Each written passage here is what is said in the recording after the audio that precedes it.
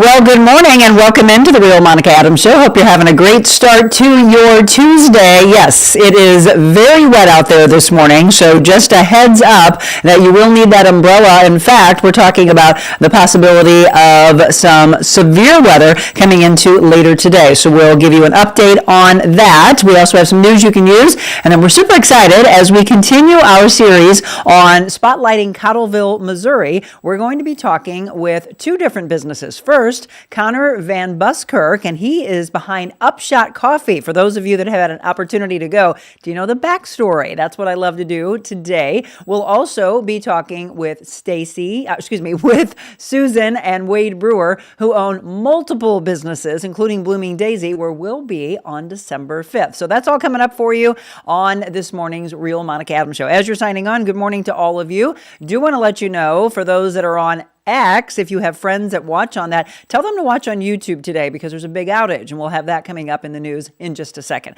Let's start off with the weather forecast. Again, we've got rain out there for you this morning, and there's a possibility of a severe weather risk. This is from our friends over at KMOV. Noon to 4 today, a low tornado risk, some hail possible, storms mainly to the east. So just be aware of that during the time frame. Otherwise, 70 for a high today, so still warm conditions, down to 47 tonight. Tomorrow, 60, no mention of rain. We get into Thursday, and we do have a possibility of some more storms coming back. 63 for the high on Thursday. Friday, some rain likely, all into Saturday with an early shower. Friday's 58, Saturday's 56, so much more fall-like temperatures. We get into Sunday, 61 and partly sunny skies. And then next week, in the upper 50s down to the lower 50s as we get towards Thursday. So again, finally rain in the forecast, as you can see, over the next several days. Okay, as I mentioned, if you have friends and family that watch on Twitter or X, there is an outage, and let's give you the information on that. For right now, I don't believe that we fired on our X channel. It was up and then it was down, and I think that's the case for this morning. Flare outage under investigation as widespread internet outages are reported, and that includes Twitter and ironically Down Detector. So that's part of the global network company. Just within the last, I'd say in the last 45 minutes to an hour, a mere 16 minutes after the update at 7 o'clock this morning, Cloudflare updated the page with a same message, which is they are investigating the issue. The incident management team will have to provide timely updates for their service level agreement. So we'll continue to let you know if it does come back on, but as of right now, that is not the case. Okay, we then go into some issues with some power banks that you may have in your house or at your office. Some portable power banks that were sold at Walmart, Target, Amazon, and TikTok are all being recalled after reports of a fire. The lithium-ion battery in the power banks and the charger stands can overheat, which of course would then cause a fire and a burn hazard. There's been one report of a fire in the U.S., 15 reports internationally. The recall affects about 83,500 products sold, including both black and white varieties. They were sold between August of 2020 and then August of this year. If you have that product, you are eligible to receive a refund. So I'm going to drop a comment in here for you with the story and with all the information that you would need to get that refund. Also, if you have these particular bikes sold nationwide, these are being recalled as well. So about 68,000 Trek and Electra branded coaster bikes, their replacement rear wheels with coaster brakes were recalled because the brakes can fail to engage, resulting in the rider losing control. They were sold in several colors, and the bikes were sold from August of 23 to September of this year between $300 and $600. The replacement wheels sold for between $66 and $77. They were sold at authorized retailers nationwide, in stores, online, and on Trek's website. To check whether your bike or your replacement rear wheel is included in the recall. You can enter your serial number on Trek's website, and all that information, again, being dropped for you right now in the comment section. Well, we always love to see when stores open, boutiques open, coffee shops open, etc., and we hope they stay open. This time, we're seeing a closure. Did you all go to this? Arch Apparel's Ballpark Village location is now closed. I think and did a story there when I was at Channel 5. The owner posted on social media that the storefront in Ballpark Village is empty. The business has closed their other locations also in Brentwood and West County just within the last few years. So Arch Apparel now, if you're wanting to buy anything and support them, it is online only. All right, we've been talking about the price of a Thanksgiving meal. Well, there are several places where you can get a bundle and save a lot of money. I'm going to give you that rundown. So that's the big thing, right? Everybody's talking about saving money at this stage. Multiple national grocery and restaurant chains are announcing meal bundles. So we told you Aldi, $40. They've got a Thanksgiving feast for 10.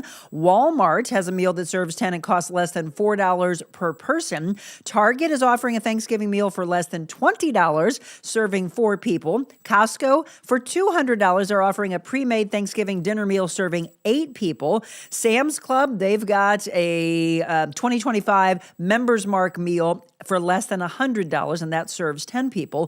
Schnucks also offering a customer getting a frozen turkey with a $25 purchase. And then Bob Evans offering a full plate of slow roasted turkey and all the fixings. 6 people, $110. So a full rundown of a lot of places where you can save money and still eat well, you and your whole family. Okay, we talked yesterday about 6-7. We've been talking about it for a while. Why in the heck did this trend start in the first place? And why did it go viral? And what can you do about it?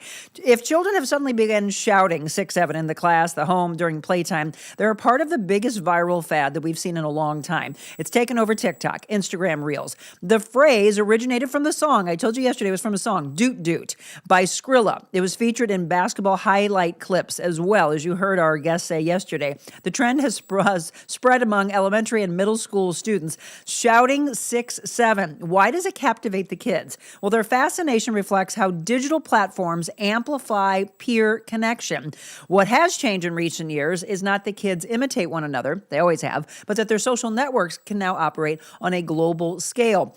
Now, there was an investigation into this saying children are naturally wired to observe and imitate and absorb their surroundings. They pick up on behaviors and phrases and attitudes, some positive, some simply annoying. This process is part of how humans learn and socialize, but they're saying it could be harmful from a developmental perspective.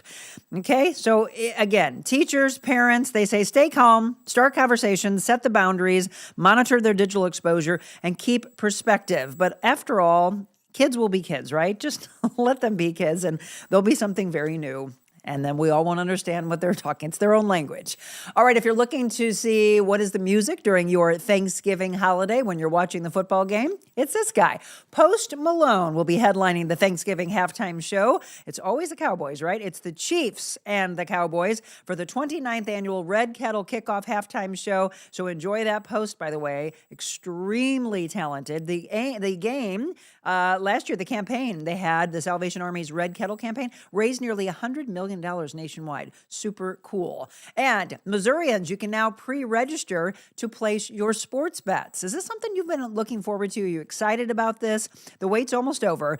Missourians soon will be hedging their bets on the Chiefs, the Cardinals, and many more teams. In just a couple of weeks, Missouri sports betting will be live. The state is right on track for the first bet to be placed December 1st at midnight. Maybe you'll be betting on the Blues. I'm betting that they're going to win a game on the road. Thinking the road might be better to them. So here's what's on tap tonight. The Blues are in Toronto playing the Maple Leafs. Puck drops at 6. Then it's the Blues and the Flyers on Thursday, and the Blues and the Islanders on Saturday. That's an afternoon game, by the way.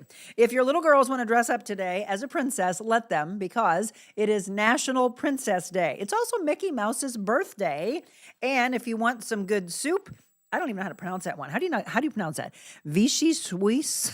I think that's what it looks like. That looks like soup to me, but you tell me, where did that originate and what's the background on that particular one? All right, good morning to all of you that are signing in this morning. Hope you're having a great start to your day. Christy and Karen, let's give you shout outs. Kathleen and Sean. Sean's watching from Ohio Valley. Stephanie, good morning to you as well. A lot of comments that we dropped in for all of you for the news you can use. Rose, I love to see less expensive meal ideas for Thanksgiving, right? It helps some people afford the day. Prices are getting out of control. Janet, good morning. Hope you have a blessed day as well. Like I said, send a text to your friends and tell them if they normally watch us on X, that's down. Looks like LinkedIn is as well. So we're up for you on Facebook, YouTube, Twitch, Rumble, and Instagram. So you can watch on any of those platforms. Good morning to Char as well. All right, you're all up to date quickly. So we're going to get into our first of 2 segments. So enjoy this morning. If you do have to run off to school or work, be sure to come back and then share this. Just like yesterday, I think yesterday's show, well over 2,000 views. I love that on one platform alone.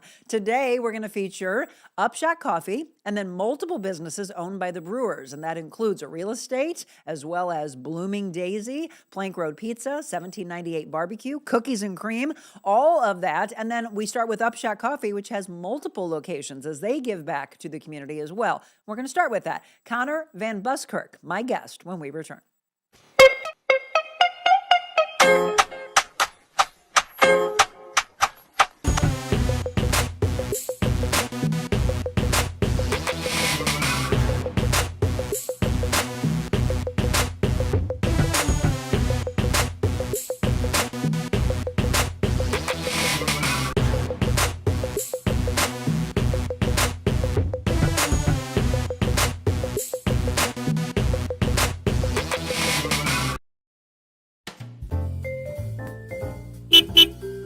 Welcome to the mobile Monica version of the Real Monica Adams Show at my favorite restaurant. There's something about a coffee house that's just very warm and welcoming. Gives you that sense of community. What are you most proud of since you've opened it? I cry easily. I'm thankful for everybody here.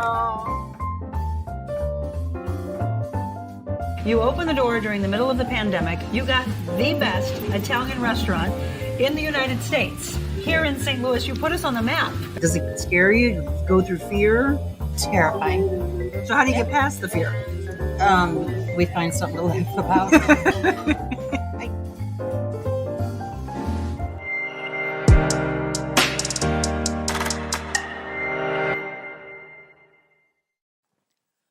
Well, welcome back again. Thanks for tuning in to the Real Monica Adams Show. Hope you're all having a great start to your day. Grab your coffee. And if you need a really good cup, I'd say stop by UpShot Coffee. Have you been? If you have, feel free to drop a comment in now or do a little hashtag replay and let us know when you watch later. There are multiple locations. I've been into the one pretty much every other Thursday when we do our positive talk time. I run into UpShot Coffee. Fabulous food. You all know I don't drink coffee, so I drink their chai tea, and they also have one with turmeric that's just absolutely amazing. So I want to give you the backstory, though. You know, you go and you support a business, and you always wonder, I wonder whatever made them open this. Well, let's find that out. Conor VanBusKirk is my guest. First of all, welcome in. Hi, Monica. How are you? Thanks for having me. Wonderful. Where's Stacey? She likes to be at home doing things behind the scenes. I just like pulling teeth trying to get her on a camera. She is such a sweetheart. So she and I have been talking for the last couple of years about highlighting you all, and I just love this collaboration and partnership and friendship that's formed with you and with her and all of your employees, which, by the way, are some of the friendliest people ever. And I know that's what you aim to please, right? It's extremely important to us. Yeah. We want you to know that you're welcome. We want you to feel like if you've got to drive 5 minutes out of your way to grab a cup of coffee, maybe that's the best thing you could do to take that little break and see someone that's going to smile and give you a cup of coffee and maybe tell you a joke or maybe just smile at you. But we want our people to make you feel wanted when you're in our shops. Yeah, well, you nail it. You do it. I'm very, very proud of what you've accomplished. We want to do the backstory, right? And then the exciting thing is for all of you that haven't heard, December 5th, we're going to go into Cottleville, Missouri, and we are going to spotlight several of these businesses. So UpShot is where I've been going for the last couple of years. Your breakfast burrito, by the way, is unbelievable. Okay, Oh my every gosh. single person I've brought there, my interns, my employees, my husband, Is that the number one on your menu? That's our number one seller. Yeah. That was introduced probably 6 months ago at the Break Shop Oh, really? location. I brought a partner in, Eric Peters, who joined our company last August, and he's actually an owner in the Break Shop, Hi-Fi Flyby. So he's come into ownership on the retail side with us. And when he came here, he'd come from a coffee shop in LA where they'd grown to about 9 locations, and their food menu was incredible. So when he came in, we've got these smaller kitchens, and I was like, well, let's see what we can do with the menu, because we had food items, but I felt like they could be improved. And he flew his chef in from LA, who generously redid a few things, redid our kitchens. Eric worked really hard at getting the most out of our kitchens, and the menu that they presented was like mind blowing to me. And the burrito's incredible. What we produce out of there is wild. The way that we source our ingredients, we pay a lot of attention to quality. Everything's made fresh right when you You order can it. taste that, Conor. So it's not like there's a bunch of burritos wrapped and sitting No. downstairs in a warmer waiting for you. Right. When it's ordered, we crack the eggs from Farmstead's Foods, and we start your burrito. Again, if you're hungry and you're salivating this morning, run on in. We'll tell you about all the different locations. So he's mentioned, so Cottleville is the original. And we're going to get the backstory, though, of how it all happened. Let's go all the way back to a young Conor. You were born in Colorado. Colorado. And then just a few years later, you go to Des Moines. Yeah, I don't even remember Colorado at all. I have some memories of Des Moines. My dad was in food service, and so he would get opportunities at different small, private colleges throughout the country. So we moved to Des Moines, Iowa for a small college there that he worked at, and then we transferred to Orange City a year later, worked at a small college there. My parents were both Christian Scientists, so an opportunity came up at Principia College. Which we're getting ready to feature, by the way. Oh, really? Where Principia is having us do a really big piece on them from the high school standpoint, and now the college is really interested, going, oh, well, maybe we want something there. Yeah, so I was reading your background going, oh, he's got a tie to Principia. That's wild. Yeah, so, when I was 5, my dad took a job at Principia College, which is in, Elsa, Illinois, and it's 5,000 acres on the bluffs up there overlooking the river. It's a really magical place to grow up. So we were there from 5 until 17, and then I went off to college, and SIUE? SIUE was there for a couple of years, and college was not for me, so dropped out and started selling stuff. And you've always had that burning desire to own business. Where do you think that came from? I don't know. I mean, my dad always had side jobs. He always had a full-time job, but he was always refinishing floors, cleaning carpets. He was always working some side hustle, and so I think that probably had something to feed into it.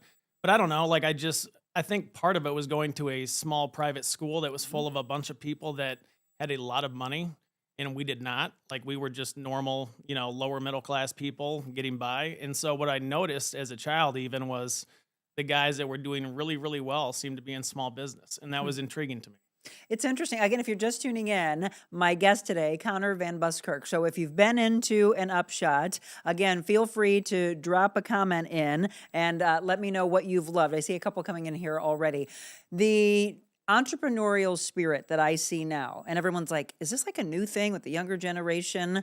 No, I mean, it's been there. I just think it's much more in the media. It's more in our face now. Yeah, people are talking about it, and people are finding those stories interesting, and maybe it's opening up doors for people to look at something else that maybe they were never raised in or thought about. But there's a lot of opportunity out there, and it can be very scary. It's not for everyone, Right. but if it is for you, it can be a very rewarding thing. Absolutely. So you're 22 years old and you meet your beautiful wife, Stacey. Stacey. You marry a year later. Yep. So 22 years, right? It's 22 for you right now, That's isn't right. it? So the double twos. So 22 years in, and they've seen so many things, but you have your mother-in-law to thank for a lot of your success, right? Yes. We call my mother-in-law Mama D. She's probably the toughest, hardest worker of anyone I've ever met. I've got a few people around me now that are giving her a run for her money, but she was incredible. So we always want to be in small business. She'd worked for Chocolate Company for a long time, running all of his stores. My wife had worked there in high school in the summers. She was the one wearing the Easter bunny down on the Ted Drew's corner, having, I love people it. yell Yes. stuff at her and throw stuff at her. And, they had this whole experience of chocolate growing up. And so Brenda had never been comfortable, owning anything or taking something like that on that just wasn't in her comfort level. But she knew I really wanted to, and that Stacey was open to it. And so she offered, hey, I think Dan's starting to sell franchises. If you guys want, I'll reach out to him and and we'll see if we can get it done. And with her, offering to work there for free and make sure we didn't screw it up, he gave us an opportunity. And so we went into chocolate, and at that time I didn't even eat chocolate. It was just Oh, really? yeah. I mean, Oh, that's hilarious. I didn't eat chocolate. I didn't appreciate chocolate. I just thought, well, here's an opportunity, and let's see what we can do with it. And so we opened that up, and it was me and my wife and my mother-in-law. And my mother-in-law also threw us a little curveball, which was really kind of funny. Like the week before we were going to open the store, knowing that it was just the three of us running this place, and it was open 7 days a week from 10 to 7. So, I mean, it wasn't like we had 2 free days off like Right. normal small No businesses. slackers. And I walked into her house, and my wife's family had always taken care of foster kids for like the last 20, 30 years. The whole time my wife was growing up, they'd always taken on foster kids and served and supported foster kids. And so they hadn't done that in probably 2 or 3 years. And we're getting ready to open this location. I walk into her house, and there's a foster kid in a swing that's like, basically a newborn just swinging. And I said, Brenda, what is this? And she goes, oh, we've got a new foster baby. I said, we're opening a store. How's that going to work if we're there all the time? She goes, just trust me, it's going to work. Oh, trust. And so Wow. that baby was there with us the first year we were there. She took care of it until it got adopted out, and it sat in a swing in the kitchen, and it just swang in the back kitchen. And it was actually a blessing because people were like, oh, what's up with the baby? Right. And it was the sweetest, happiest baby. And, we've been able to follow along on its journey. It's graduated high school. It's got a great life. It was adopted by a principal over in North County. And, so even that was a big blessing. And, going into it a week early, like that was major panic for me going, No kidding. this What is are we not doing going with to this? work. There's a child watching us. It would be interesting to see, just being immersed in that culture, if that child goes into some kind of entrepreneur or. I hope she does. Yeah, yeah. Oh, I love it. Okay, again, Conor VanBusKirk. So UpShot Coffee, if you are just tuning in, you want to know where the locations are. So first of all, Cottleville, as I've been mentioning, Cottleville, Missouri. If you have not been into Cottleville, you're missing out because it is just a beautiful small town with a big city heart. And then you opened up, so let's give the order of a timeline. You open up UpShot. Well, we have to go back from the chocolate standpoint in just a second, but tell them when it flipped to UpShot Coffee. 2019. 19. Then it's 3 or 4 years before you open your next location. So 2019, we rebranded as UpShot Coffee, opened up UpShot Coffee in Cottleville. In our previous business, it was VB Chocolate Bar. In July of 2020, we opened our second location right in the heart of coronavirus, which was a wild experience. And then we didn't do anything really until December of 2024. So last year we opened up a shop in Clayton. And Is it on Maryland? On Maryland Avenue, 8401 Maryland Avenue. And then September, we had an opportunity to take over another coffee shop that we all loved and highly respected. And we got a call saying, hey, they would like out. Would you guys be interested in doing this? And through that ownership group, they were amazing to work with. The staff was amazing to work with. And we were able to buy another location, transition it to UpShot, keeping the cycling theme involved. And that's been a lot of fun as well. That's in Tower Grove? Tower Grove South. You changed that around in 8 days? Yeah. And on top of it, my partner, Eric, who was really in charge of the retail flip, contracted hand, foot, and mouth disease. So while we were doing that, Gosh. my partner, Eric, who's maybe one of the toughest people I've ever met, like my respect for him is unbelievable. Like he came down there and from, 12-hour days, wearing gloves because he had blisters all over his hands, wearing a hat, wearing an N95 mask to make sure he's protecting everyone else, and blisters on his hands, his feet, his mouth, like just grinding 12-hour days with drills That's and grit. jackhammers and, just unstoppable. And that's really like how you make it in small business. The longer I've been in it, it's not what you're up against. It's, can you just get through it? Right. And I've said this to so many people. You see people that have multiple jobs. They're driving. Then you see other people that just want to hand it to them. Do you think it is in you already, or can that be taught? I don't know. I think in some people, it's just there from the beginning. I would say that I probably had that from the beginning, that desire, that chip on my shoulder. And maybe it was just growing up in my situation that gave me that. I think a chip on the shoulder for most people is kind of what starts it. Right. Right. Or it could be someone that has gone the corporate route and done it, and they've seen like, hey, this is the most I'm going to get out of this. I think I could do something better or something that I believe more in. Or maybe if I start it, then I can run it the way I'd like to and impact people the way I'd like to, instead of being stuck in this organization that I feel like I don't get out of it what I'd like to. And I see a lot of other people unhappy here. Right. Well, and you also work with so many different ages in a coffee shop. A lot of times a younger generation, millennials or Gen Z. Don't you get tired of hearing just one fell swoop? Oh, they're all lazy. Yeah, I do too, absolutely. because that's not my experience. My experience is it's very similar to adults. You have a percentage of them that are uniquely gifted and uniquely motivated and have a high set of responsibility, and like you just can't believe they actually work for you and you get to work with them. And then you have other people that maybe are learning a work ethic or learning how to take responsibility for things or learning what it is to show up on time, do your job, do the Exactly. checklist, like, and that's really like being a great barista. There's a lot of things to it, but the foundation of it is just like being clean, being organized, smiling at the customer when they walk in the door, thanking them for their business on the way out. And then there's a million other things that can go wrong in the middle of Sure. that because it's a very technical job, but those are the foundational basics. Absolutely. All right, we're going to take a quick break. When we come back, we're going to go back to the chocolate because there's going from the chocolate, and being around that, not even liking chocolate. Then I love the fact that he opens something that you marketed very well, because I heard everybody talking about it when VB's was open, and it was the place to be, and the patio was packed. You also have a tie to someone who was just across the street that said, hey, this building is open. And so, again, community, giving back to community, small business, supporting small business. That's the theme of today. So we'll have more with Conor when we return.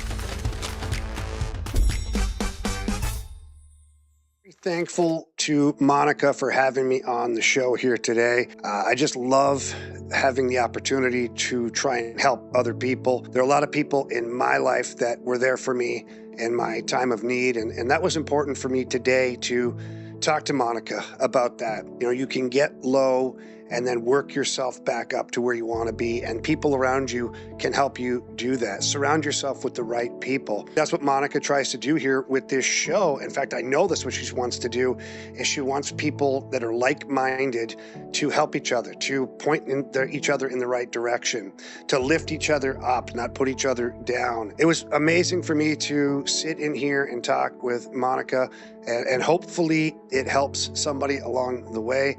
I know that every show that she puts on is fantastic. It's worth your while to be tuning in every single day. Don't worry about some of the negativity around the world, whether it's on TV and this, that, the other. Tune in here to Monica and let her tell her story as well as her guests tell their story. There's always something that you can get from somebody else. And if you pick up just one little thing that helps you, that makes this a success. And that is why I'm here with Monica today.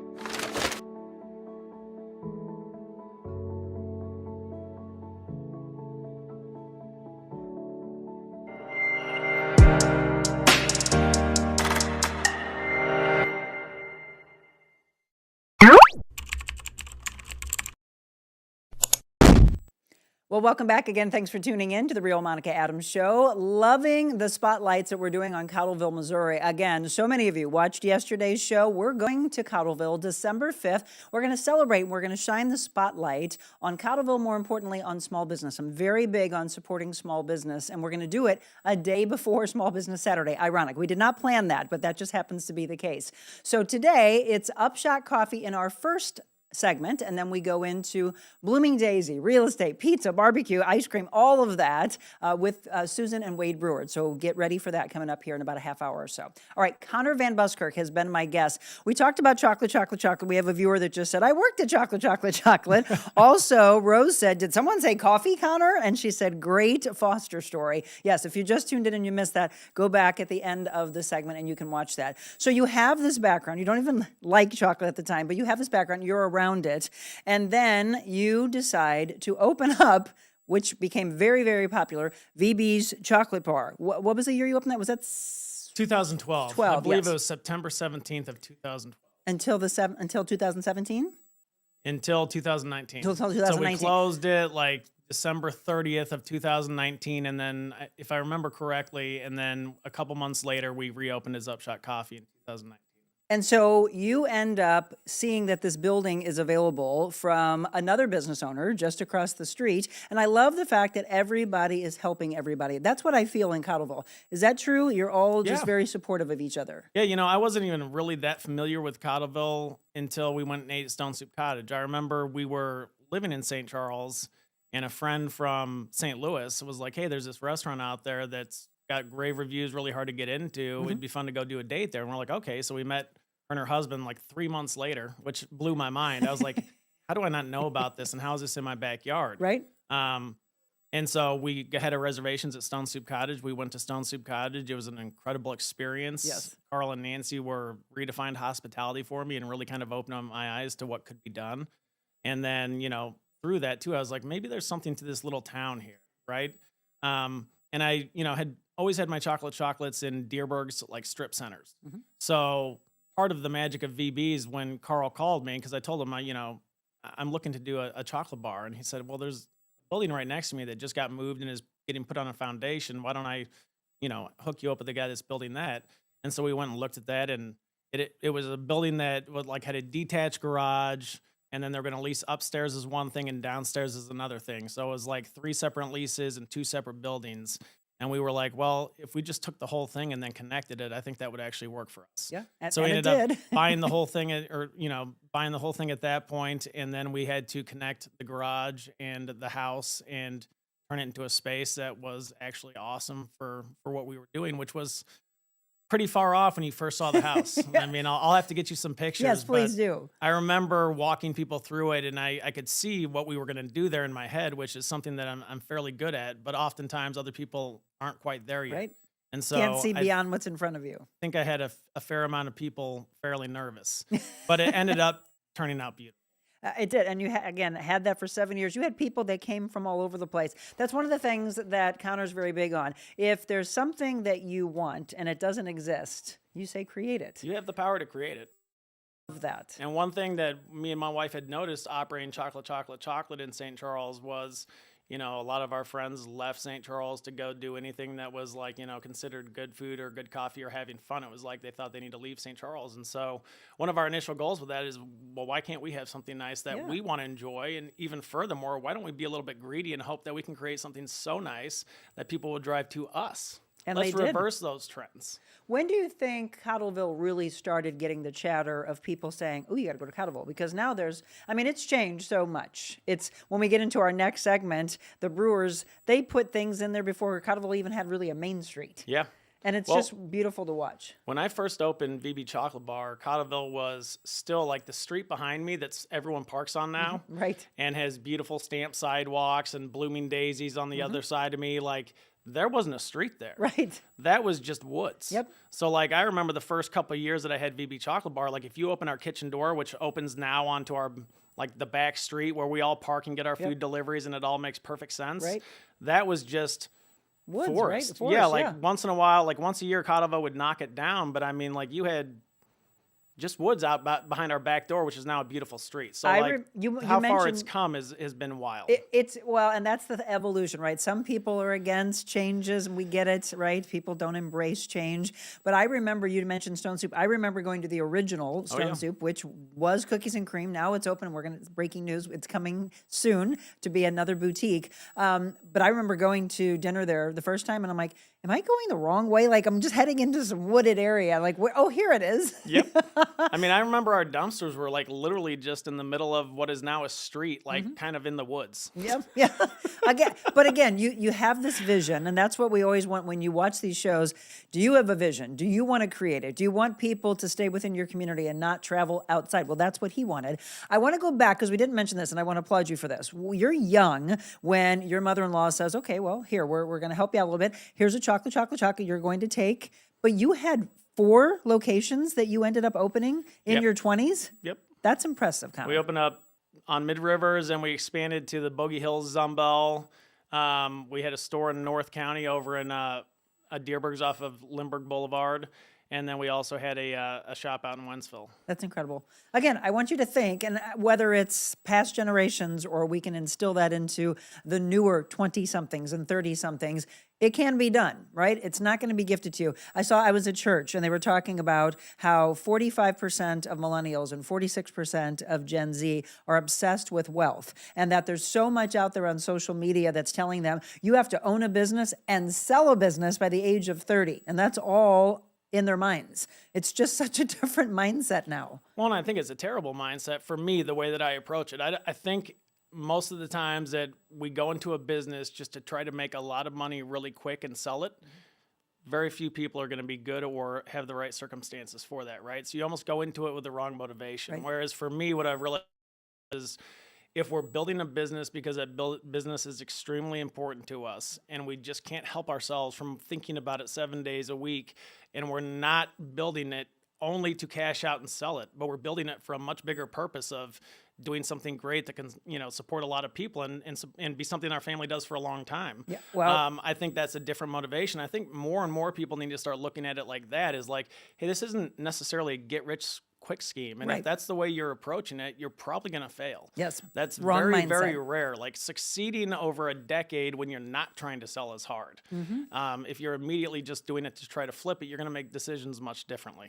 Well, and right. So the thing is, he's in it. His whole family is in it. You have your kids that are also working in the kitchen, playing a role, and it's all of the family is in it, not to say, well, just for this time frame, and okay, we're going to sell it. The only reason why he flipped from 2012 to 2019 and then went from VB's to coffee is that you didn't want those late nights anymore. No, I mean, I had 2 young kids at home. I had my wife. I really enjoy spending time with them. I don't drink, so owning the bar didn't have a lot of upsides for that for me. Right. And so I love the coffee side. I love the coffee community. I loved being kind of like a hub where I could see people every single day. Like that's part of what makes this job great is people just come to you and you get to see people you enjoy every single day, and you don't have to like set up a time to go get a beer with them. It's just like I have people in my life every day that I want to see. It's such a beautiful thing, right? Community. I just love this. So again, it goes from the bar, and then he's like, I like the coffee side. All right, let's do this. UpShot. Where does the name come from?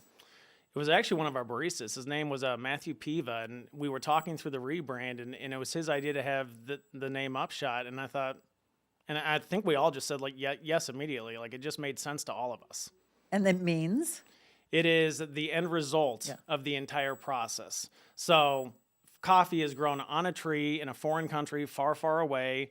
Then it's processed. Then it's shipped. Then it's stored. Then it's shipped to us again. Then we roast it. Then we get it to a cafe. And then we trust a barista to extract it correctly. That's right? a lot of levels. At any point in that chain, for you to get a cup of coffee that you think is very good, like all of that has to go correct. Right. And so like the UpShot is the end result of that entire process is a great cup of coffee. I love the name. I always wondered. I was like, it's catchy, right? And it draws me in, but where did it come from? See, now you know. That's why I like doing backstories. Well, at some point, they decide, well, we want to go all in and we want to roast. So we're going to talk about that. We're going to take a quick break. Let me see here. Debbie says, when I moved to Cottleville 26 years ago, when you get older, we need these. People were like, where the heck is Cottleville? Now people say, you live in Cottleville? Now as retirees, it's the best decision we made. We seriously don't have to leave for much. Debbie, have you been into UpShot, by the way? If not, you got to get in there. Christy says, I miss living in Cottleville. Imperial just isn't the same. Yes. So my husband, would you say this, that you would agree with this, especially when you saw it, what it was and what it's becoming? He always likens it to Bedford Falls in It's a Wonderful Life. Will you agree with that? I mean, again, it's growing. It's evolving now. It's much bigger now than it was, but it had that quaint small town feel. Yeah. I would say it's expanded very rapidly. Yes. But to me, it still feels very much like a small town. And like, we add new people all the time, but we've got a really nice core of regulars that doesn't really change. And that core of regulars are just some of my favorite people I've ever met. So on top of it, to me, like maybe it's just because I'm there all the time. Cottleville tends to attract a bunch of people that I enjoy being around as well. Yeah, again, it's just a great community with good people that you want to be around. And I've always said, like, regardless of what else goes on in Cottleville, business-wise, other things, like you love your people, and the people are really what are the driving force for us. that make you want to get up every morning and go back in and see their smiling faces. And the reality is, like, we've been there since 2012, so we've made a lot of changes. We've been through a lot of ups and downs. And the thing I will say about Cottleville is, like, people just keep coming out for us. Yeah. It's a loyalty that I've not experienced other places, and I'm extremely grateful for it. And you moved there how long ago? Oh gosh, we moved there, I think 2 weeks before we opened up VB Chocolate Bar. So in 2012. Yeah. Again, it's come a long, long way, folks. So if you have family coming in for Thanksgiving, bring them to Cottleville. They're already decorating everything up. And in fact, we were talking yesterday about how the Craft Cottage has the Grinchmas all ready to go. So you might see Grinches, or you might see the holidays all getting decorated already. All right, we're going to flip to the whole roasting process. And that's a whole nother level. And are they hiring? We'll answer that question coming up next.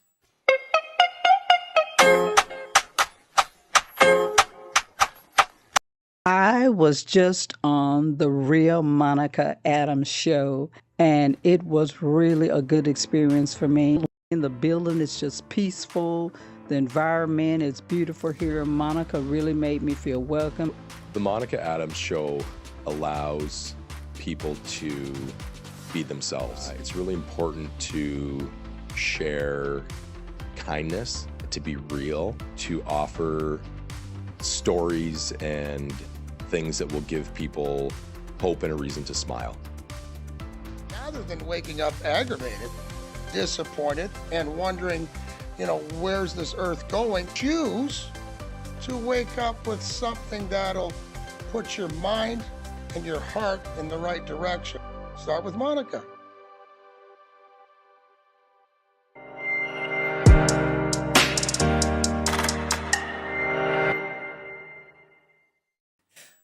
Welcome back again. The Real Monica Adams Show, shining the spotlight on Cottleville, Missouri. Bring your family, bring your friends. There's so much to do there. Great restaurants, great boutiques, great outside food truck space, and it just keeps growing and growing. We're talking right now with Conor VanBusKirk with UpShot Coffee. So you open UpShot, but then you make a decision, hey, we're going to roast. Yeah. When did that happen? We had kind of been toying around with it on and off for a little bit, going and roasting down to another business that would rent you roasters. We'd kind of just been messing around. And then, when we opened up VB's, or when we opened up UpShot, I was like, I think this is something we really need to commit to. And that was part of clearing all those other things off of our plate, is like, let's get serious about this if this is our business and not just present other people's coffee. Right. One, because then we have another business to grow, right? Two, we know our product much better. We're much more passionate about the things that we're roasting, I would hope, than serving other people's roasts. And that's not to say we don't appreciate them. Sure. We enjoy them all the time. Right. But we really wanted to commit to understanding the entire thing and have the entire thing be done by us, so we could take it where we wanted to go. So going from someone else's to your own, what kind of challenges, what was the hardest thing, and what do you feel is the proudest? The hardest thing was just getting commitment to getting someone to do it for more than 6 months at a time. Like in the initial parts when we were messing around with it, we wanted to keep committing to it, but people would enjoy getting involved in it, and then, they would get interested in something else. And so like you would have someone that was passionate about roasting, and then 6 months later, like not passionate about it. So what really changed was I believe it's 2021, November of 2021, we signed a lease on a roasting facility because we were just roasting it inside the cafe. So I was carrying 70-kilo green coffee bags through our dining room at like 11 o'clock when we're slammed to get it to the roasting facility. Oh, wow. And then when we were roasting in there, even though we had all the doors closed, it let off some very high-pitched noises. There's a lot of dust. So we just practically need to get it out of there and really commit to it to get someone to take it seriously, I felt.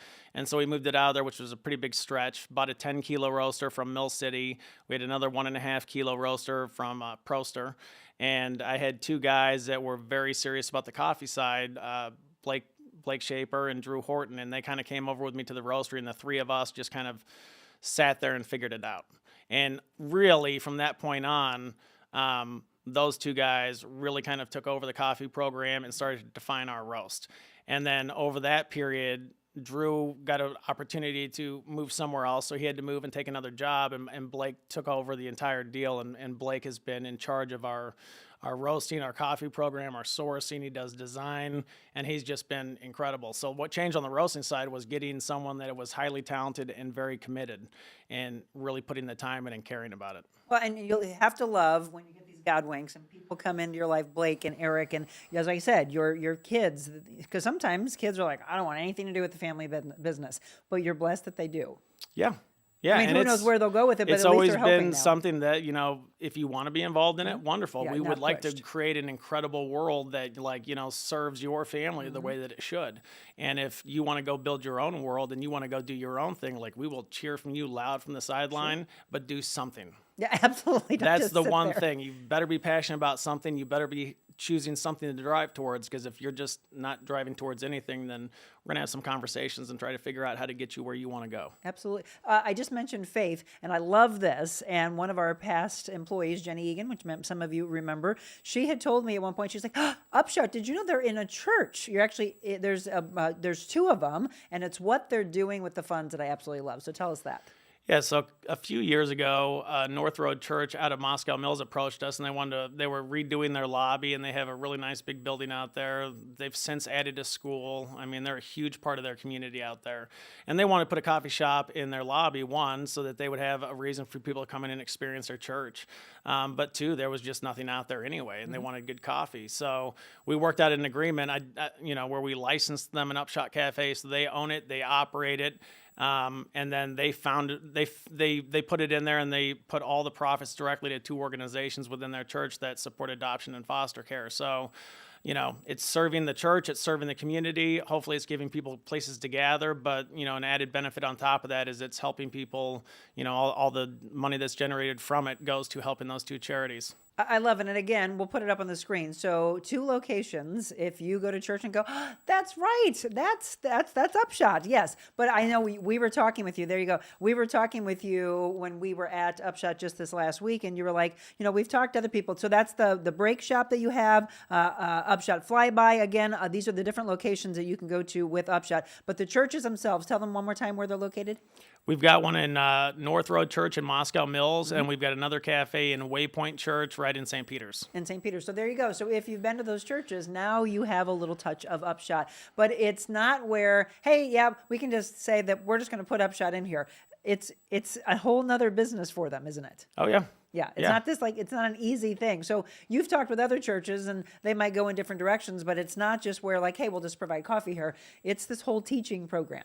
It really is, and I think that's the tricky part with putting a full service cafe in, and I think that's why most of the cafes you go into in churches end up, selling prepackaged goods and some basic drip coffee, because it's really hard to run a good quality coffee inside church if you're not looking at it as something that you actually have to operate, and it can't just be done with volunteers over 4 hours a week. Right.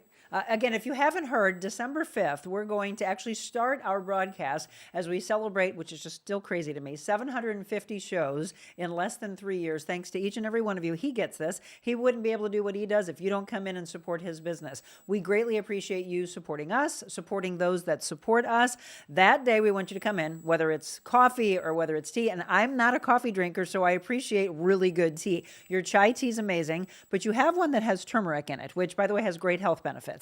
Which also is another local St. Louis business. Oh, really? So the blend that we use for that is made by Big Heart Tea right out of St. Louis. I love them. Okay. And Big Heart Tea is a great company to work with. We introduced that drink to our menu because we were in a meeting with Lisa and she was telling us about it. So she gave us the idea for that. We steamed up the golden milk latte, and it's her blend, and it is phenomenal. It is Turmeric, fun. lemongrass, ginger.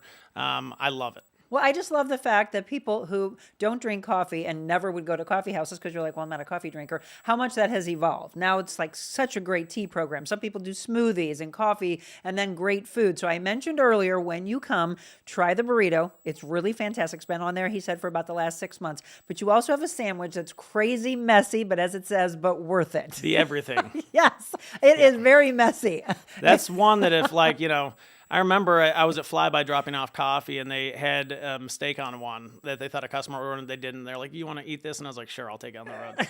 And I remember eating that thing as I was driving down Kings Highway, and there was just, everything all over me. And it's just like, this will never happen again without a roll of paper towel next to me. Seriously, Conor, I was having a meeting with one of my employees, and I'm like, give me another napkin, give me another napkin. I'm going like this to type. I'm like, nope, you can't type while you're eating this thing. So just know it's very, very good. It's messy. So enjoy it. Don't multitask. Enjoy it, eat it, wipe off your hands, then do your work. A lot of people love to come to your coffee house and do their work and just, again, come together. What are you most proud of since you've opened UpShot?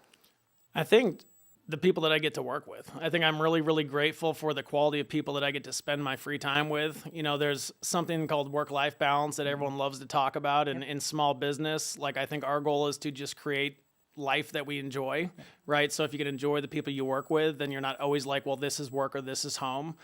So merging those two worlds to where it doesn't feel like there's just these two hard things that I always have to accomplish. They're kind of combined together, and I enjoy doing them. Right, and so you'd probably replace that I have to with I get to. Yeah. Right? I get to do this. I get to be with my family. I get to work side by side with my wife and my kids and then provide all this to you. So I just mentioned a couple things that I've had on the menu. I've had more as well. What are some of Conor and Stacey's favorites?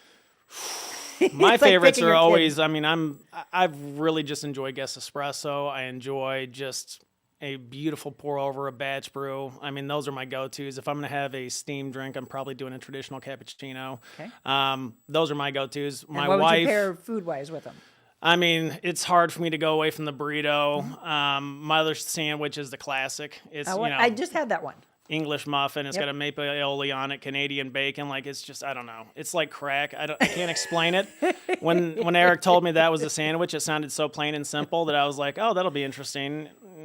I did And it. then I ate it, and I was like, oh my It was- gosh. You're right. And so It's only so because I thought the beautiful. everything was messy that I went to the classic. You can add turkey bacon instead of Canadian bacon, which is what I did. You can also add avocado. So if you're looking at, again, add a little bit more health benefits. What about from the pastry standpoint?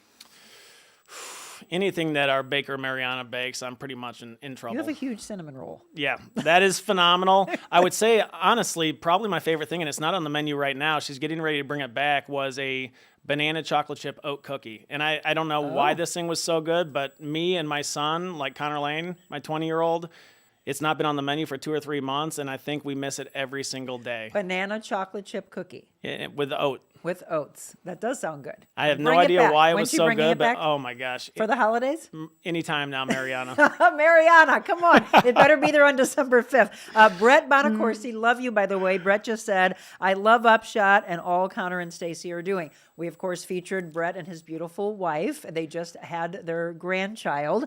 They own, of course, Jay Bloom. So Jennifer and Brett, we love you. And fun fact about Jay Bloom, when I closed VB Chocolate Bars, they were big regulars. Oh, I so love it. our big farm table that was in the front, that was like our community table, they bought that and some of the bookshelves Oh. for Jay Bloom. So yeah. they Oh, that actually was have yours? pieces of VBs at Jay Bloom and at their house, I did not know that. which is a really cool connection. I see again, there's just so much being put into St. Charles County. Let's see, LaTanya says, fantastic story of growth and commitment in your dreams and community. It's all about community. And then that's the big thing. So here you are, you have multiple locations. So what, 4 plus the 2 in the church. Are there plans for more?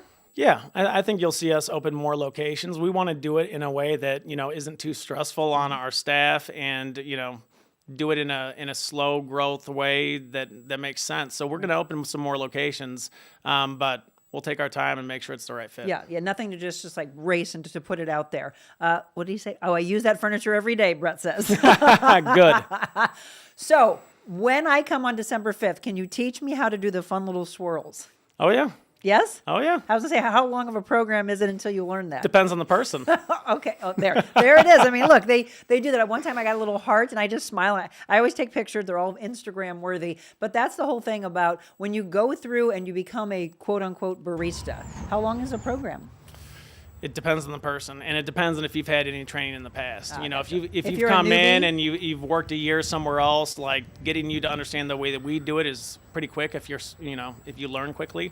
If it's your first time ever working in coffee, it may take a couple months before you're really comfortable. Okay, so be patient with me because obviously I'm not a coffee drinker, but I'm going to have fun with it. There's some video that we took, by the way, when we were just there, and Conor was right back behind the desk helping. You've got merchandise there. There are, as far as the to-go program, are there a lot of people that just kind of pop in, buy some coffee from you to go, and then in that in the refrigerator, by the way, is that where you have your cold brews? Yes. So we've got four different canned cold brew options that we just created for people to be able to grab and take them on vacation, take them in the car, if you don't have time to prepare for anything.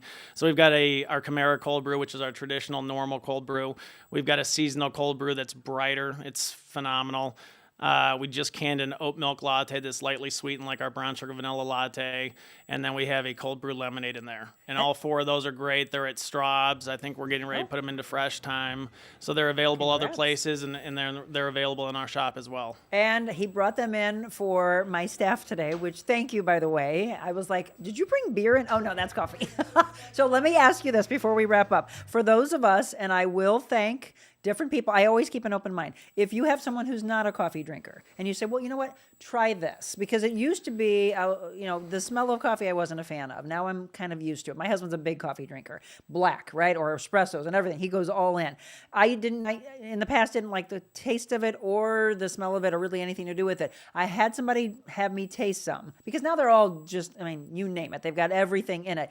And they're like, this doesn't taste like coffee. I think someone who doesn't like coffee, you still taste the part of coffee that's in there. But what would you say is the most mild that I can try when I come on the 5th, that it might switch me to be a coffee drinker? To me, like, our number one seller is our brown sugar vanilla latte. Okay. And to me, it just tastes like vanilla ice cream. Like, Okay. It's That why it's sounds so good to me. popular. Like, not a lot of people hate vanilla ice cream, No. and that thing is ridiculously good. We make the brown sugar vanilla syrup in-house. Okay. We make all of our syrups in-house. We use Ozark Mountain Creamery milk, so it's a very high grade of milk. We don't cut corners anywhere, and that's Right. one thing that I hope, we probably don't do a good enough job telling people that, but the way that we source our milk, the way that we source our eggs, the way that we source all of those things are very important to us. That's the freshness you taste. Yeah.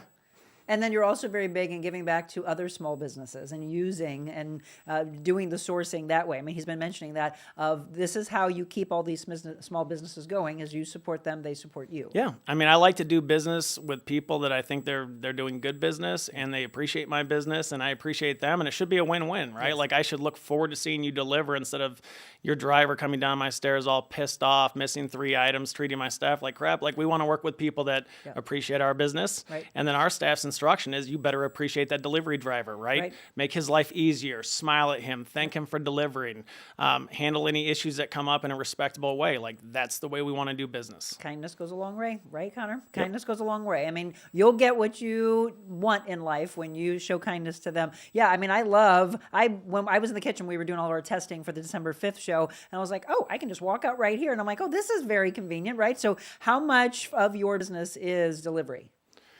It's grown quite a bit during Corona. It transitioned a lot during Corona. And since then, it's probably, if I had to guess without really looking at the numbers, I would guess it's maybe 20% of our business is whether it's through our own app or through DoorDash. There's a decent amount of to-go business now. There's a positivity in every negative in life. So, when none of us wanted to go through the pandemic, but all these businesses that had to shift quickly to be able to survive. And again, he opened in July of 2020, and you're like, what are we going to do with this? But that's when the world was just getting ready to open back up, and people wanted to see people again, and they wanted to have coffee. I did mention going into the break about if you're hiring. So we're getting into the holidays. We've got some kids maybe on break, and then maybe they're wrapping up semesters. Are you hiring at your locations? We're always looking to hire. Okay. Right now, we've got pretty stable staffs. We've spent the last 6 months getting them all stabilized after opening the new shop. But that's always changing, right? So we always want people that are passionate about coffee to apply, because as soon as someone moves on to, go to college or wherever else life may take them, we like to have those candidates kind of pre-selected and ready. Well, I love everyone that smiles at us. And they have a rewards program, by the way. So sign up for that, because it's always fun to go, you have points, you want to use them? Oh, I do. Yes. I just got a free pastry. And also, I'll tell people, too, that are listening that don't live next to a shop, we do subscriptions on our website. So if you go to weareupshotcoffee.com and you look at our subscriptions, you can have a bag delivered directly to your house once a week, once a month.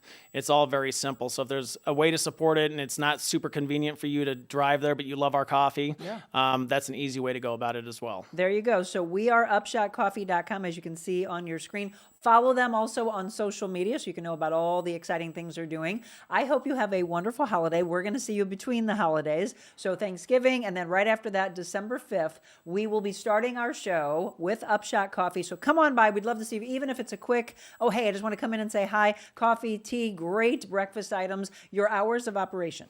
7 to 4. 7 to 4. So again, we're going to go right between breakfast and lunchtime. So maybe you buy something for yourself and then maybe take it back to the office as well. That's the kindness. LaTanya just said kindness goes a long, long way. Absolutely. That's the big thing. Conor, thank you. I love the backstory, and I know you're very supportive of the people getting ready to come in here. Absolutely. We hope to see all of you. We hope we will greet you with a smile, and we'll make you something great, and we'll be grateful you came and checked us out. So Cottleville has grown and grown and grown, and he's watched it, and he's watched his friends that are coming in next grow as well with multiple locations. What do the Brewers mean to you? They've been phenomenal. I mean, it's really been them with their businesses surrounding VB Chocolate Bar, and a lot of the effort that they put into their businesses has certainly helped ours. Yeah. Their vision for continually opening things and improving things has been great for Cottleville. So we're going to talk with the Brewers, and I didn't mean brewing coffee. I mean the Brewers. It's Susan and Wade Brewer. They have multiple locations. We're going to be going after UpShot right behind Conor's place to Blooming Daisy, and that's what we're going to be featuring. But we're also going to talk about the many levels of businesses they've opened. Tell Stacey I said hi. I will. And we'll be in again very, very, very soon. You know that. Conor VanBusKirk again. So we'll take a quick break. When we come back, we're going to introduce you to Susan and Wade Brewer, so don't go anywhere.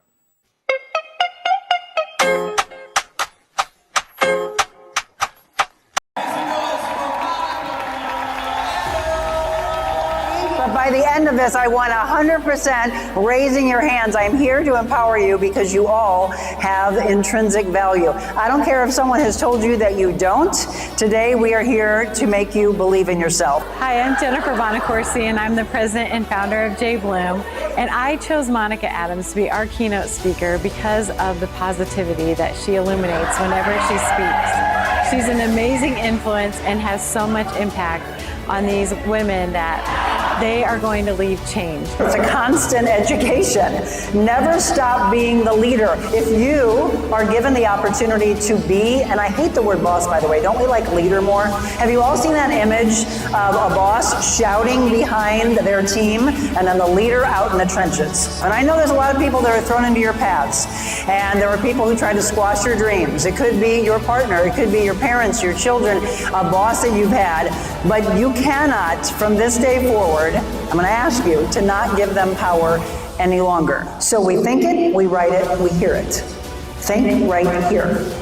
Make connections today. Then pave that way.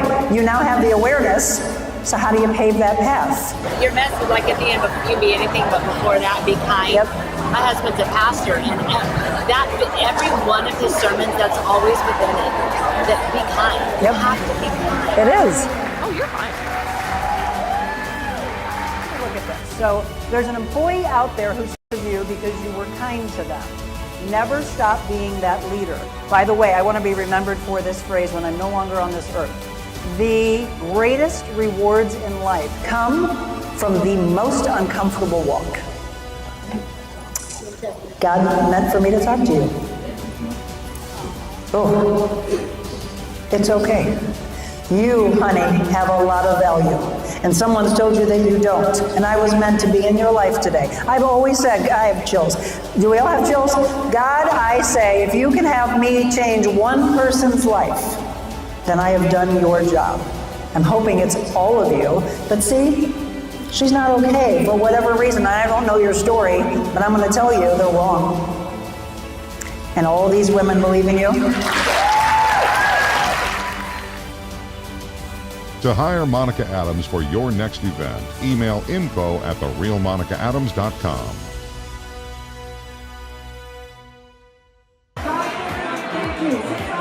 We can help in that year. We want it right there. 25, 25, 25, 25. Wait, some big money tonight. We're going to keep going.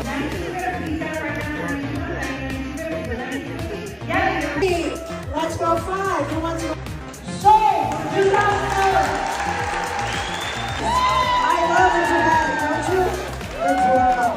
8086. Look, it is getting hot here. Where's Nellie? $8,500, 86. 85 is what she has it at. 86.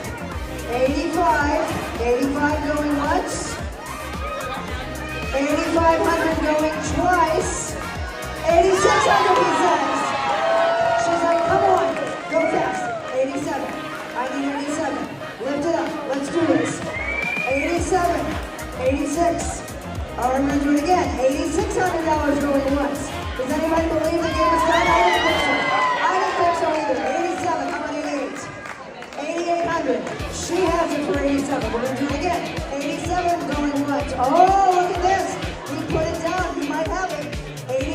Monica going twice to her. She's got it for $8,700. The girls are 64. He's talking to his buddies. They 64?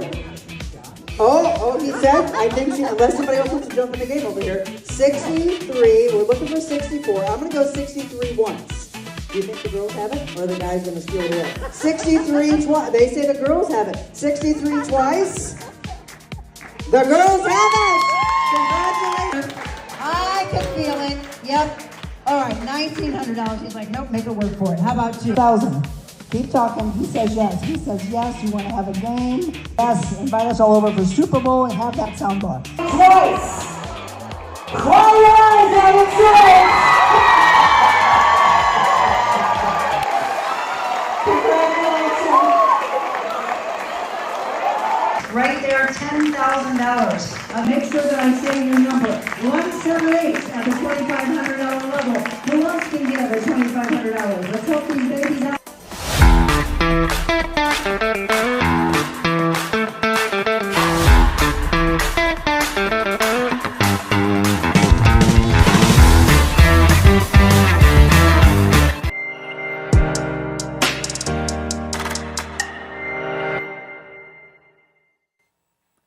Well, welcome back. If you're just tuning into the Real Monica Adams Show, it's overtime. We are featuring Cottleville, Missouri. We started yesterday. We're giving you the backstory on some of the businesses that we hope you come and support on December 5th and, of course, moving forward. If you can't come that day, be sure to stop in throughout the holidays because it is definitely going to be hustling and bustling. If you've never been to Cottleville, you're missing out. These two, they have really dedicated so much of their time and efforts into watching this growth and helping the growth of Cottleville, Missouri. So let me introduce you to Susan and Wade Brewer. Wonderful to see both of you. Thank you. Glad to be here. Thank you for coming in. So Susan and I actually went to breakfast a couple of years ago. We were talking about getting an opportunity to feature one of many businesses, and that's what we're going to say. So let's start with your real estate side. You've been in real estate for over 2 decades. Right. Absolutely. About 26 years. So again, a great passion there. A lot of people might be like, oh my gosh, she's helped me with commercial or residential, etc.